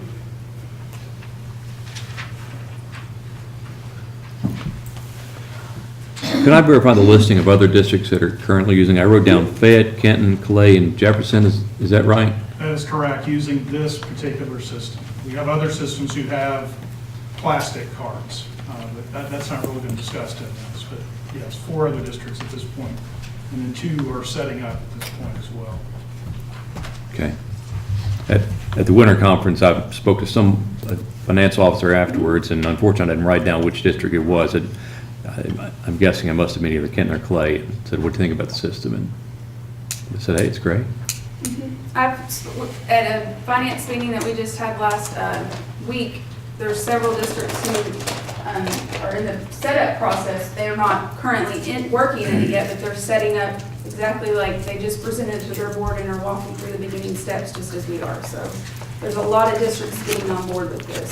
And again, your two largest districts in the state of Kentucky, Jefferson and Fayette, are already on board and operating in this system.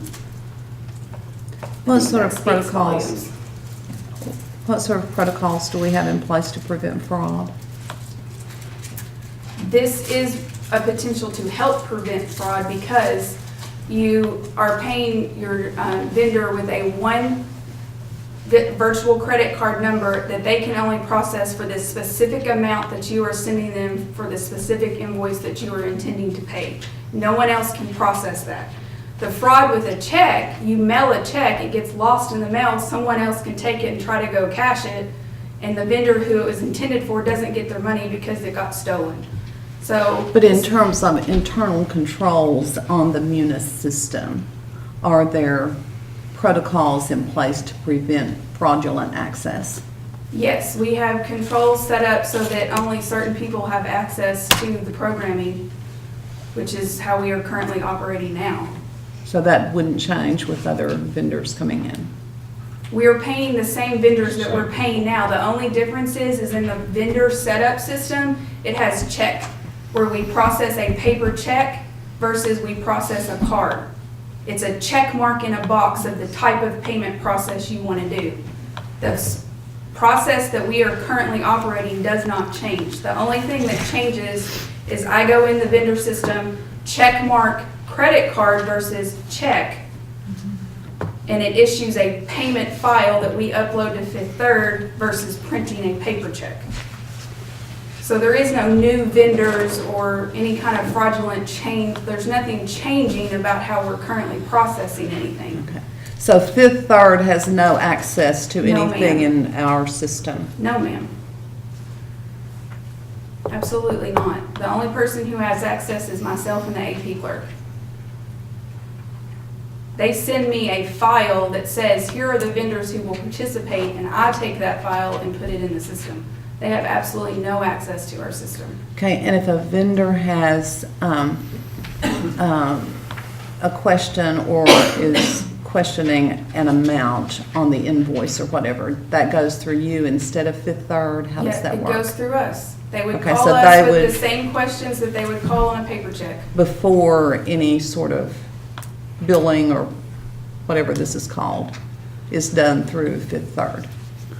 If they have a question about their invoice, if they get the payment, it'd be no different if they got a check and had a question of the invoice on the check. They would get this file from Fifth Third, and if they have a question on the check, they would still call us and say, I didn't think that was what I should have been getting, and basically we would void that virtual card number that Fifth Third issued, fix whatever the issue the vendor may have, and send a new file.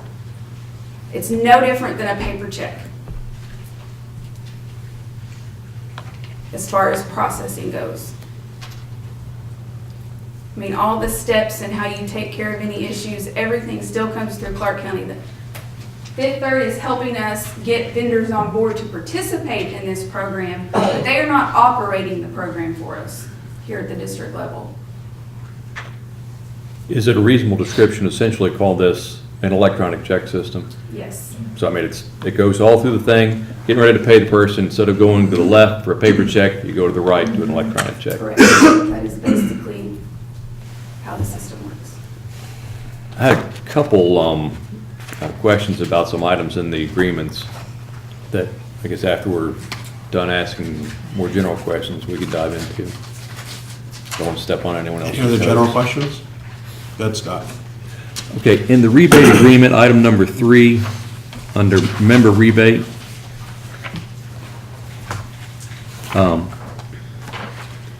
Okay.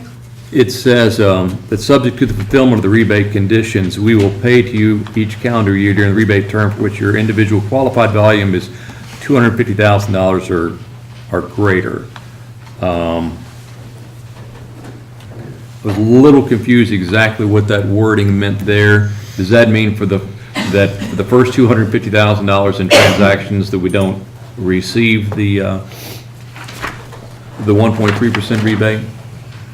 What that specifies is a minimum spend level to qualify to achieve a rebate. Mhm. But you are, when you're over that spend level for the year, it does back on or go back down to the first dollar spent. So we Okay. just have to spend at least 250 to qualify for the rebate, but it would still be paid on. But doesn't the ed co-op has to also meet a minimum as well? Yes, but I fear there is no, that will not be an It's those, issue. it's those potentials that get me. Potentially, we could have 100% attendance, but when have we ever had it? That's how potential works. Campbell had 100% attendance last month with their staff. Why did that not show up on the report? I didn't mean to open up something else. I don't know. It was for one day. Mr. Howard copied afterwards. He said that was actually just for one day, not for the. Right, because the month it was just 94%. Sorry, we digress. Providence had 100% attendance during one of our attendance challenges for Well, one day. You know, you have to take a guess about these things. So my guess is that we'll probably get to that $250,000 level, and the downside if we don't is you all spend a little bit of extra time to get it going on it, and we didn't get a rebate. Correct. So it's not a huge There's no cost to the downside. district on this. It's just, it's time to set it up. That would be the cost of it. On the cost, and my other question is on the commercial card services agreement, the fee schedule.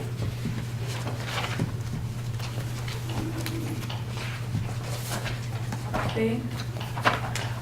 And that's on page 14. Part of this program, at the very beginning, we are exempt from all fees. Okay, so, It's just, I mean, that's part of the document, but okay. So then the assumption is, I don't know if you've had a chance to look at that, back again, this, so the fee schedule on 14, this fee schedule is negated by wording elsewhere.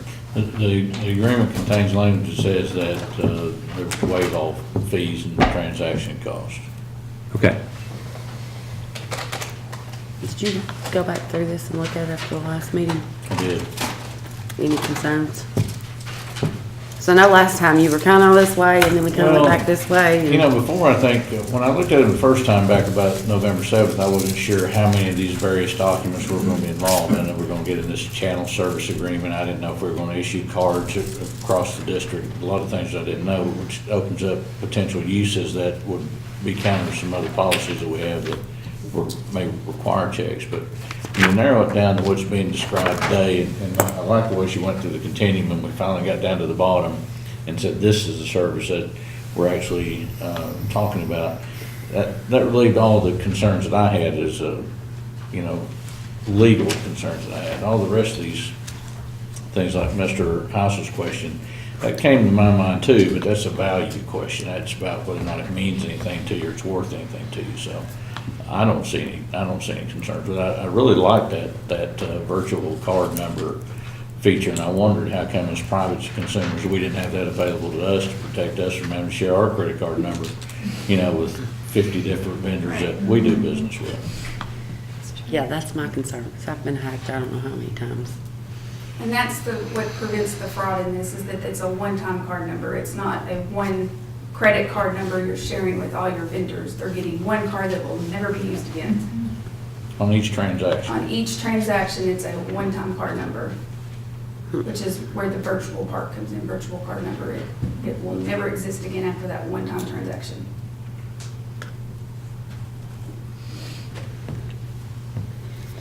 Any other questions? I still have an issue with this from the vendor standpoint because I was forced to accept these as a vendor when my practice was This is open. not And it's, forced. it's a pay cut, so. This is not a force. It is a complete and total optional on the vendor. They can tell us no. We are not forcing them to participate in this And the program. cost to the vendor is, The cost is processing the credit card Processing a fee, the discount, fee. so. but So it's if they- isn't it a percentage? Yeah, that's a Yes. percentage, and then it's usually So a if per they item, choose not to and then a monthly fee participate on top of that. because they don't want to pay the so. percentage, that's completely up to them. And this is explained to them up front on their Yes. cost. Yes, ma'am. So again, to reiterate that part, the vendors who can say, no, I don't want to. Or other Absolutely. vendors might say, yeah, I would rather go ahead and get my money sooner, and I know I'm gonna have to pay something for it, that's fine and dandy with me. There are a lot of vendors, that is exactly the attitude they take. We've already had several ask us to use a credit card because regardless of the fee, they want their payment now instead of waiting 30 days. That's the trade-off. And that is completely up to them. And in working with this process at Fayette County, there were vendors who got into it and said, wait, I don't want to do this anymore. We took them off. So if we have a vendor call us and say, we don't want to take your virtual card numbers anymore, we just simply go into the system, uncheck virtual card, recheck, check, process the actual paper check, and they start getting a paper check again. I mean, that is a complete optional feature for the vendor. They can choose to opt out if they want to. And they're not locked in once they try it. If they want out, they can get out. What did you say? You had done this before? Yeah, you process on the vendor side, you get this, basically what I was facing is instead of getting an insurance statement with a check on the bottom, I would get an insurance statement with a V's on the bottom and have to run through my credit card processing. So I have to pay my discount fee, and then I have to pay my per item fee, and there's a monthly fee associated with that service. It adds up, so. But again, If looking at small numbers, it can be quite expensive, so. but it is optional for our vendors. We are not making it a requirement if we go with this program. May I ask the gentleman who's with Fifth Third something? Do your other districts have other banking services with you other than this service? I have, one of the districts is a banking client of mine, but the others are, really the only relationship they have with the bank is a card process, or a card relationship like this. Thank you. And that other one was done through RFP process. Can I ask Ms. Ellis just one more question? Just to make sure that, when I read this, to make sure that my understanding of the agreement and what you said are the same, and I think they are. What I hear you saying is that, we talked about this a little bit last time, that the board still gets the chance to approve the payables before they're paid. Correct. And Fifth Third's gonna set that up to make that happen. Yes. And then after you get those approvals, you're literally gonna segregate only the money they approved, only the amount they approved, and then pay that to Fifth Third. Correct. So to me, that sounds like it reaches Ms. Hicks' concern about fraud, about internal controls. Because the only money that's gonna go to Fifth Third is the money that this board has approved to be segregated and paid to them. The rest of it will remain in your accounts. It's the same with the checks right now. We have the checks waiting for the board approval. If you all choose not to pay one of those, we pull that check and don't mail it to the vendor and void payment. It's the same process with this. If you choose not to pay one of those items that was a credit card, that item will get pulled and voided and not sent to Fifth Third. So again, we only pay what the board approves. So that very last item of approving salaries and accounts. Okay. Other questions or discussion? Would like to make a motion? I'd like to make a motion that we approve this process as has been proposed. Is there a second? Second. Second by Mr. Parra. Those in favor say aye. Aye. No, opposed? No. No. All right. Fails 2-3 with Mr. Heisel, Mr. Parado in favor, Ms. Hicks, Dr. Kudak, and Ms. Ritchie opposed. Okay. Next up is item number 11, consider approval of surplus 2 vehicles appropriated to the SRO program and replace the vehicles with used vehicles utilizing safe school funds. I present this item on behalf of our school resource officer program, and more specifically, our school resource officers who brought to the superintendent's attention that 2 of our vehicles are in need of replacement. So our proposal tonight is to use our Safe Schools budget. I think it falls into Flex Folks accounts, which currently has $60,000 in that account. Use $20,000 up to $20,000 to replace 2006 and 2008 cruisers for our SRO officers.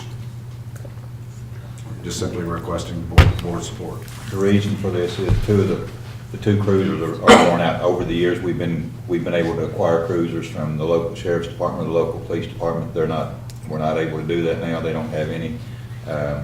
We, by court orders now, we are now transporting students and to and from court possibly, and to possibly on to detention centers in Fayette or wherever the hospitalization, wherever the court may require them to go. If they're a student and it's a student. We are? We are.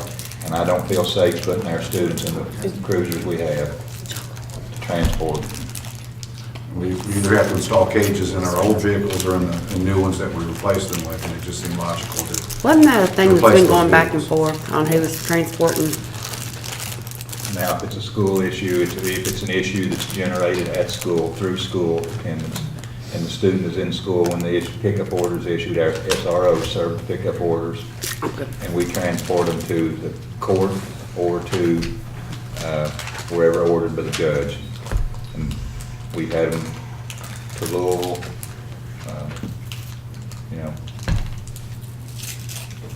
Fayette County. Covington, yeah. Where would I find the Safe Schools budget? Is it anywhere in the documentation we get? It's under Felicia's still there? Yeah. It's in the Flex Focus group of budgets that come down from the state. You have your preschool, your safe schools, your textbook. There's a series of budgets that are consumed within your Flex Focus funds. It lives there. Do we? I'm not sure where you see that. I don't know. I was gonna look forward to budget and didn't know where to find the thing. It's a state grant. It comes down from the state. Do we have wording on the side of our vehicles, or would you propose wording on the side of these vehicles that clearly identifies it's Clark County? I think We do right now, but that would be an additional cost, and I'm, at this point, we were looking at or considering not putting that on there because as our vehicles travel from school to school, we're constantly being stopped by the general public to work an accident or to, for when they see police on the side, they automatically flag our people down, so we're looking at just going with the lights and probably unmarked vehicles. They usually travel back and forth between schools. We do a rotation with the SROs so that the schools see different SROs in their buildings at different times. The kids see different. We have some confidentiality issues if these are juveniles also. Yeah. So with the unmarked. They're showing a preference to replacing these Crown Vic cruisers with SUVs. Seems to be more conducive to transporting students more safe. Smaller SUVs, not the big SUVs. Smaller SUVs or smaller type vehicles in. Is the $20,000 cost, that's for two, Is that for both? so it's 10,000 apiece?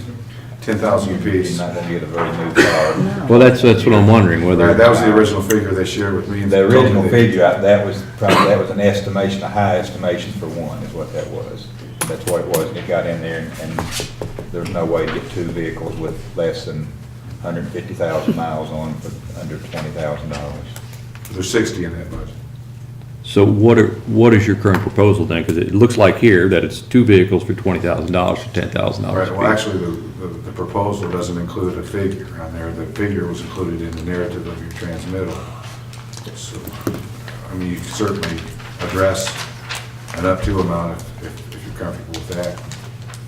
To do two vehicles that I think would be roadworthy and with an amount of mileage on there that would do this probably for probably they could get 8 to 10 years of use out of the vehicle. You're probably looking at 14,000, 15,000 a vehicle. They have 4.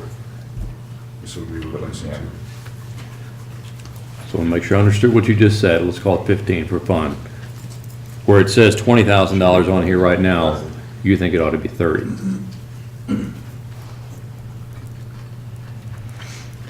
Okay. Other discussion? Here. All right. Motion, anyone? I'll make the motion as written. What's the amount going to be? 30,000, would you say 30? Yes.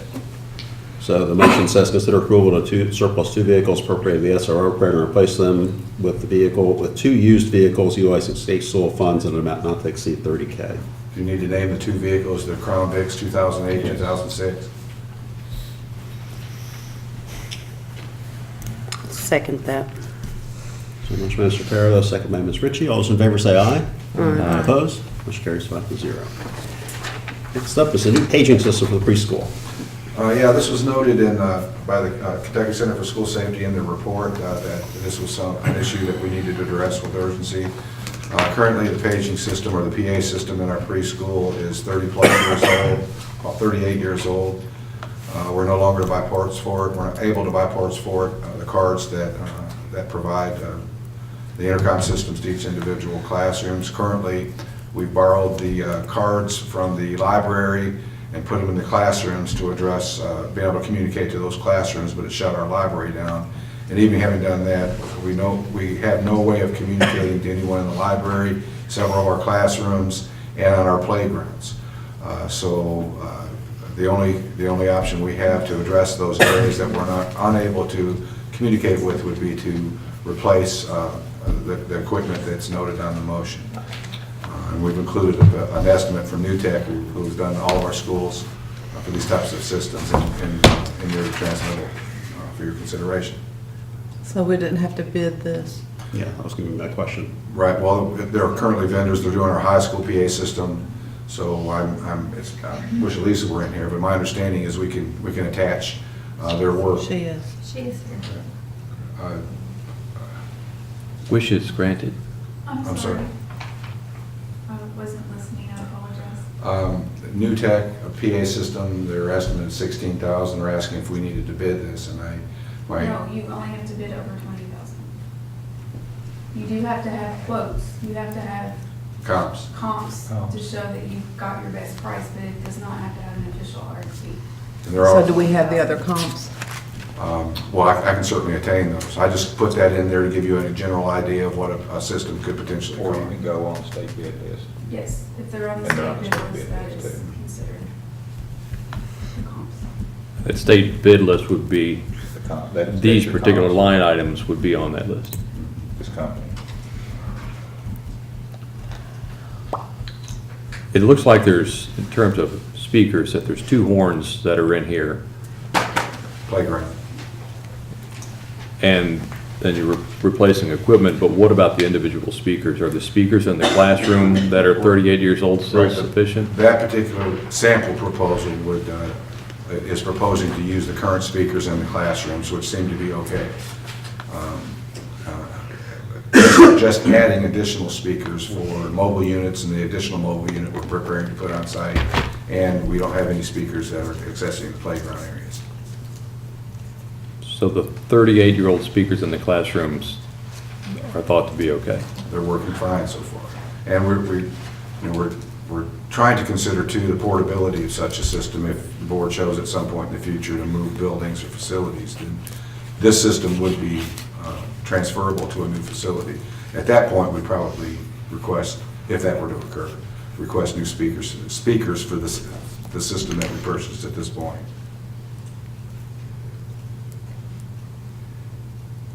But that proposal was based on using the current speakers, to answer your question. So then back to the procurement question, do we need to see other proposals before we can move forward on it? And this was just presented as an idea, to see if it was worth moving We forward? could look at other proposals if that's the board's directive, but New Tech is the company that we use for all of our schools. There's not many companies out there that do this particular service. They're really difficult to get in and can provide quotes to. And New Tech was the most obvious company to come in and give us a ballpark figure of what it would cost to retrofit that particular system. So the answer to your question is, it's not necessary, as I understand, but we could attempt to.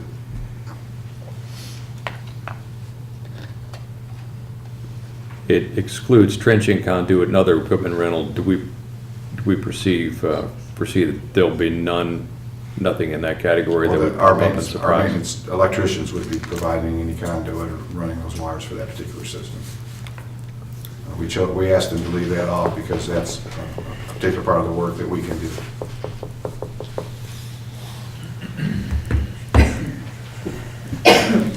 And then again, if we find ourselves in a new building in the future, we can unbolt all this and move it to the new building, potentially supplement to it or whatever. Absolutely. We very specifically asked that question.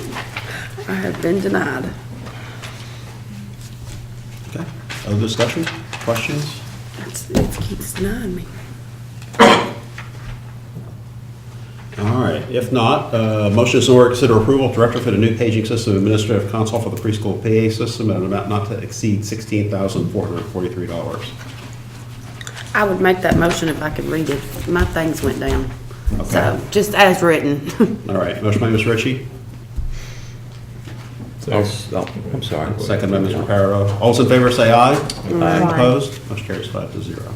Next up On is- another item related to school safety, you know, last month, we did the Shades for Justice, and we did, you know, we've done this. Can we do something about the safety where schools have doors propped open? You know, it doesn't matter whatever else we do, if doors are opened, duh. Well, we immediately bring to the principal's attention if we ever find a door propped open in our district. And last year, we had a little more problem than we have this year. We haven't experienced a whole lot this year with that, but we immediately. Well, Thursday evening, there was a school where We- parents were propping the doors open. We immediately take a picture of that situation, forward that on to the principal, and bring that to their attention. And my experience so far has been the principals have handled that very, very urgently. In the evening? In the evening, at an evening program. Well, that's not an acceptable behavior, and we certainly would need to bring that to the principal's attention. You know, there's programs in and out of those buildings that they rent their facilities to. There would have been somebody in charge of that program. Well, the program I was there for had adults and a list of people that they were admitting. When I left, parents were bringing potluck stuff in and no other adults in sight, and there were multiple doors propped open, and I don't know for how long. You know, it takes some time to get into and out of that building. Well, how we or would those handle that buildings, is we but- bring that to the principal's attention so that he could communicate with that entity that, or agency, whoever they Okay. provided that permission into, and so that he could certainly address that concern with Even that if it's a agency. rented, even if the facility is rented Yeah. for something. We Yeah. address Now, that's unconditional for us, that all doors Right. are never propped open, and when we catch it, we certainly bring it to the principal's attention. And to my experience, as I have stated, the principals have dealt with that with urgency. Okay. There's Very, very ROs that walk supportive. through every day in every in buildings, and they specifically look not only for doors propped open, but for doors that are unlocked. Maybe closed, but unlocked, they even check for locks. Occasionally we find Including one, this building. but we immediately report that. That's an unacceptable behavior for us. Justice has Katie. She ain't letting that door come open. Okay. All right, next up is item number 13, pay application number 1514 to Ross Terry. Very first pay application to your architects on the GRC gymnasium project and athletic fields. And I attached the schedule along with that pay application. This would include their payment, their request for payments for both October and November in the amount of $181,219.46. What's the source of the funding for that? That's your BG1 for that construction. Okay, so that's coming out of bonding funds, not capital funds requested. That's correct. Okay. That's correct. I didn't think we had that kind of money in capital funds. No, this is coming right off of BG1. Okay. Okay? Two observations. I just one question, one observation. The estimated construction cost that's on the November item is actually $500,000 less than our most recent number. Is that I'm hoping that's an intentional. I think you may have actually reduced that price based on your last conversation with the architect. I like that. I like that answer. Monitor out. That's what I'm hoping. I think he acknowledged that he would take that into consideration. Excellent. What was your other comment? The other comment is just, the way that where we move from the original contract to this, I think the original contract when it was 17 million was 926,000. And this is up almost $200,000 from that because of that. So I'm very glad to see that he's reflected that $500,000 in there. I think that's a good faith gesture on his part. Okay. Any other comments or discussion? On the motion, is in order to consider approval of pay application 1514 for October and November to Ross Terran Architects for work on the GRC High School Gymnasium Addition Athletics Fields Project, which is BG 16238, in the amount of $181,219.46. I'll make that motion. Motion by Mr. Heisel. Second. Second by Mr. Farrow. Those in favor say aye. Aye. Opposed? Motion carries 5-0. Next up is pay application number 8 to PSI. Pay application number 8 for November services. Again, the schedule of values has been included with the pay application, giving the percentages of completion, and now those percentages have been certified by both the construction manager for the project and your director of operations. So just to confirm, the project amount, 7.899 million, hasn't changed at all from what we approved back in the spring. That's correct. The building envelope work, is that within these 31 items? Yeah, that's included in the overall project scope. I mean, is that your question?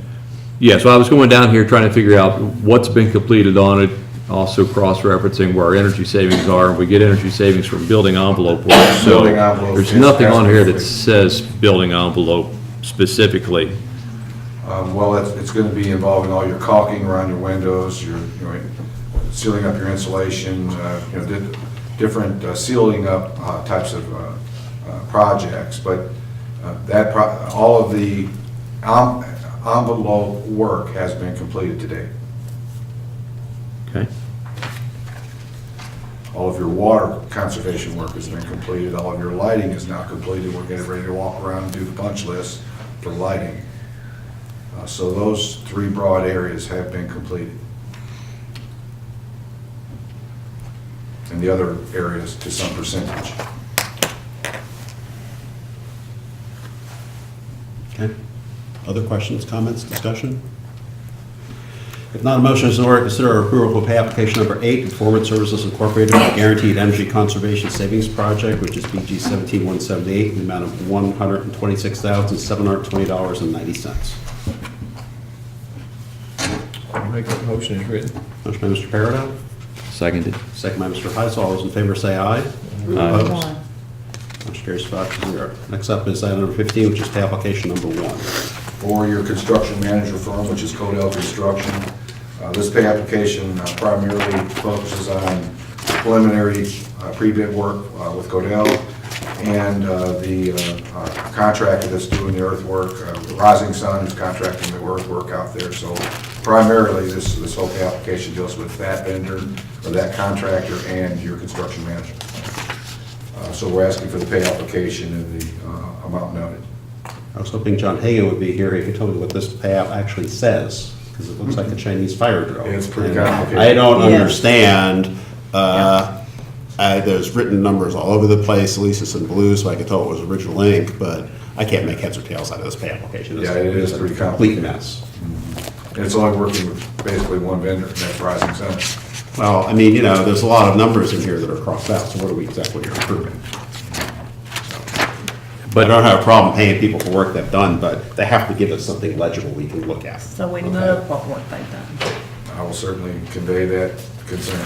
Whose handwriting is this? It's John Higgins or whomever it works with Codell Construction. Okay, so somebody's gone through here where Rising Sun has made this proposal and said, and May Jane said, I don't think so. I don't think. That's right. This particular item's not been done yet. BMP and erosion control, no, we haven't done 18,000, they've only They've done bumped it 10. down, that's And so right. they've gone through and evaluated each one of these and bumped them down accordingly. That would be a fair assumption. And that would either be John Hagan himself or your superintendent on the job that represents Codell, Jack, I can't remember his last name, Jack something. Has all the rebar labor been done at this point in time? I don't think so, because we're still pouring the cases. Item number 7, it appears that all the rebar labor, unless it's in several different spots. I was going to say, should we have the rebar labor in the caissons that's reporting to be done, but there's certainly rebar work still be done when they start 4 quarters. Now, you have concrete and rebar for some Walls time in and the everything future. else. I know they had the caisson rebar work completed. That's what that's referencing. And those caissons were huge.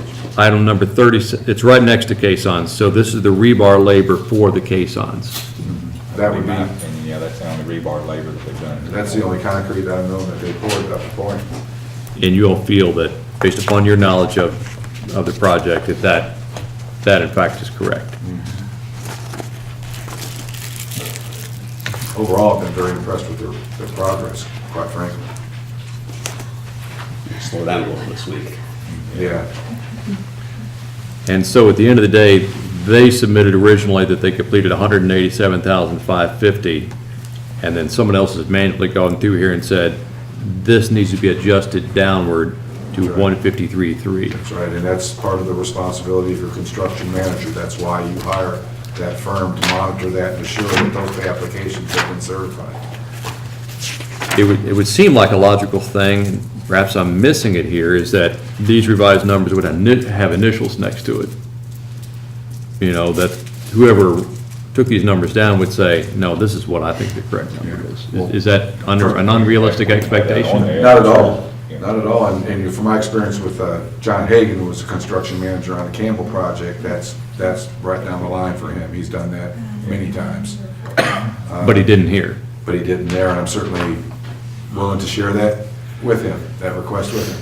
Well, we're sort of torn that my sniffer indicates to me that this is probably the right number, and they probably has made this adjustment downward, but it's too bad it's not signed. On the other hand, I'm not sure I want to get off on the wrong foot with our prime contractor right off the get-go, whereas we're not coming back for a while. They do sign off on the document, which is the certification of the entire document. They just haven't done it on individual items that they've made notations. Who's they?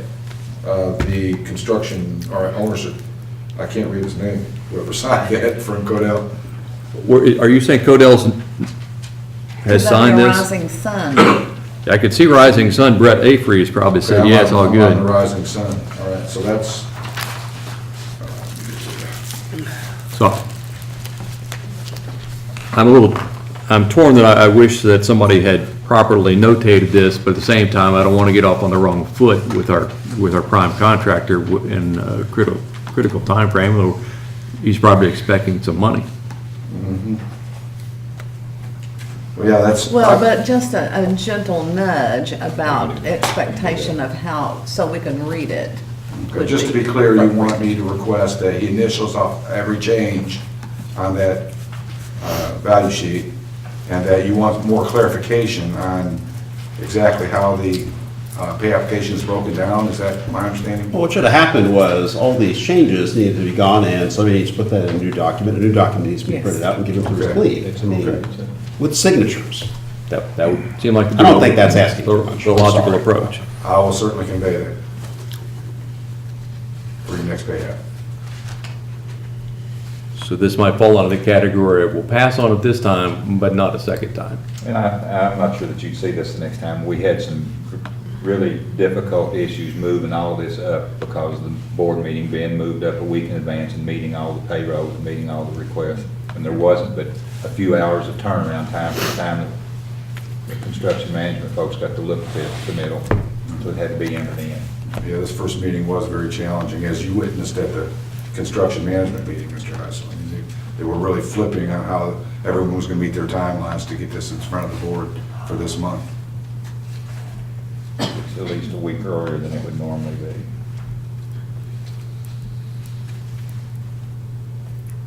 Okay. But we'll fix it for the next one. All right, any other discussion? If not, a motion is in order to consider approval for pay application number 1 to Codell Construction for the GRC High School Gymnasium Addition and Athletic Fields Project, which is BG 16-238, the amount of $412,298.68. I'll make that motion as read. Motion by Mr. Peridot, I'll second it. second by Mr. Heisel. All those in favor say aye. Aye. Opposed? I'm going to vote no on that, so it passes 4-1 with Mr. Heisel, Mr. Peridot, Ms. Hicks, and Ms. Ritchie in favor, and Dr. Kudak opposed. All right. Do you want to hear anything off the consent agenda separately? The energy report, Okay. I mean, is what we're seeing on the energy report for the 4 months, is that kind of typical on the savings? I just compared it to last year. Doesn't take into consideration the weather patterns last year compared to this year. If you look at the KBTUs, it's probably a better a number to look at as far as the number of KBTUs per square foot.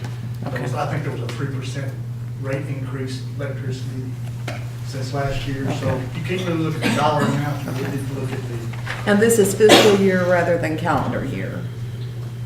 Yes. Okay. Starting in July 1. Okay. The first 4 months of school.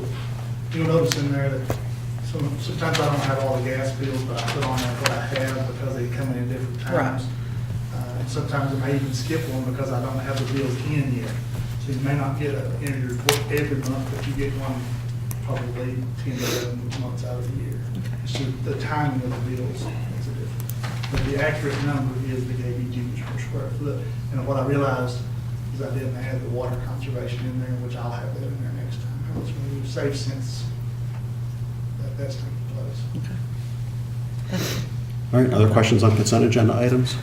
I do have a question, just in wording on item 33, the authorization payment of salaries and accounts I'm going to payable. consider that separately. Consent agenda 16 through 32, and then we'll discuss 33 separately. All righty. So, okay. If any other questions on the consent agenda? This will be items 16 through 32. So, consent agenda items are as follows. Consider approval of GRC JROTC Air Rifle Team to compete in the Kentucky State Championship held in Henderson, Kentucky. Item 17 is consider approval of GRC All-State Chorus to compete in the State KME and Conference in Louisville, Kentucky. Item 18 is consider approval of GRC All-State Orchestra to compete in the State KME Conference in Louisville, Kentucky. And dates for those are included in the attachments. Item 19, consider approval of GRC Senior Advisory Trip to New York on March 21st through 25th, 2018.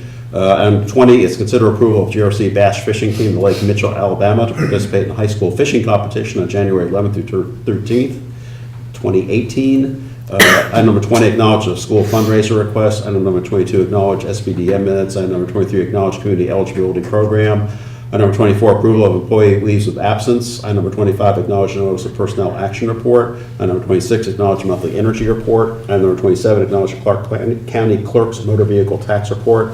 Item number 28, acknowledge Clark County Sheriff's report. Item number 29, acknowledge monthly financial report. Item number 30, acknowledge general fund budget summary report. Item number 31, acknowledge contingency budget report. And item number 32, acknowledge the balance sheet report. A motion is in order to approve or acknowledge items 16 through 32.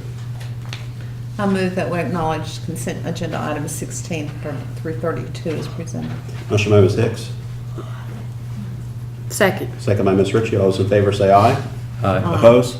Motion carries 5-0. And then item number 33, Mr. Heiser, you had a question. I really just had a wording question. It says we authorize payment of salaries and accounts payable. I'm assuming the term accounts payable by implication also includes the addendum items and the PNC visa items. Is that generally understood? That's what accounts payable means, so we don't have to say payables plus addendum plus PNC visa? Those are all payable items. All right, motion is in order to authorize payment of salaries and accounts payable.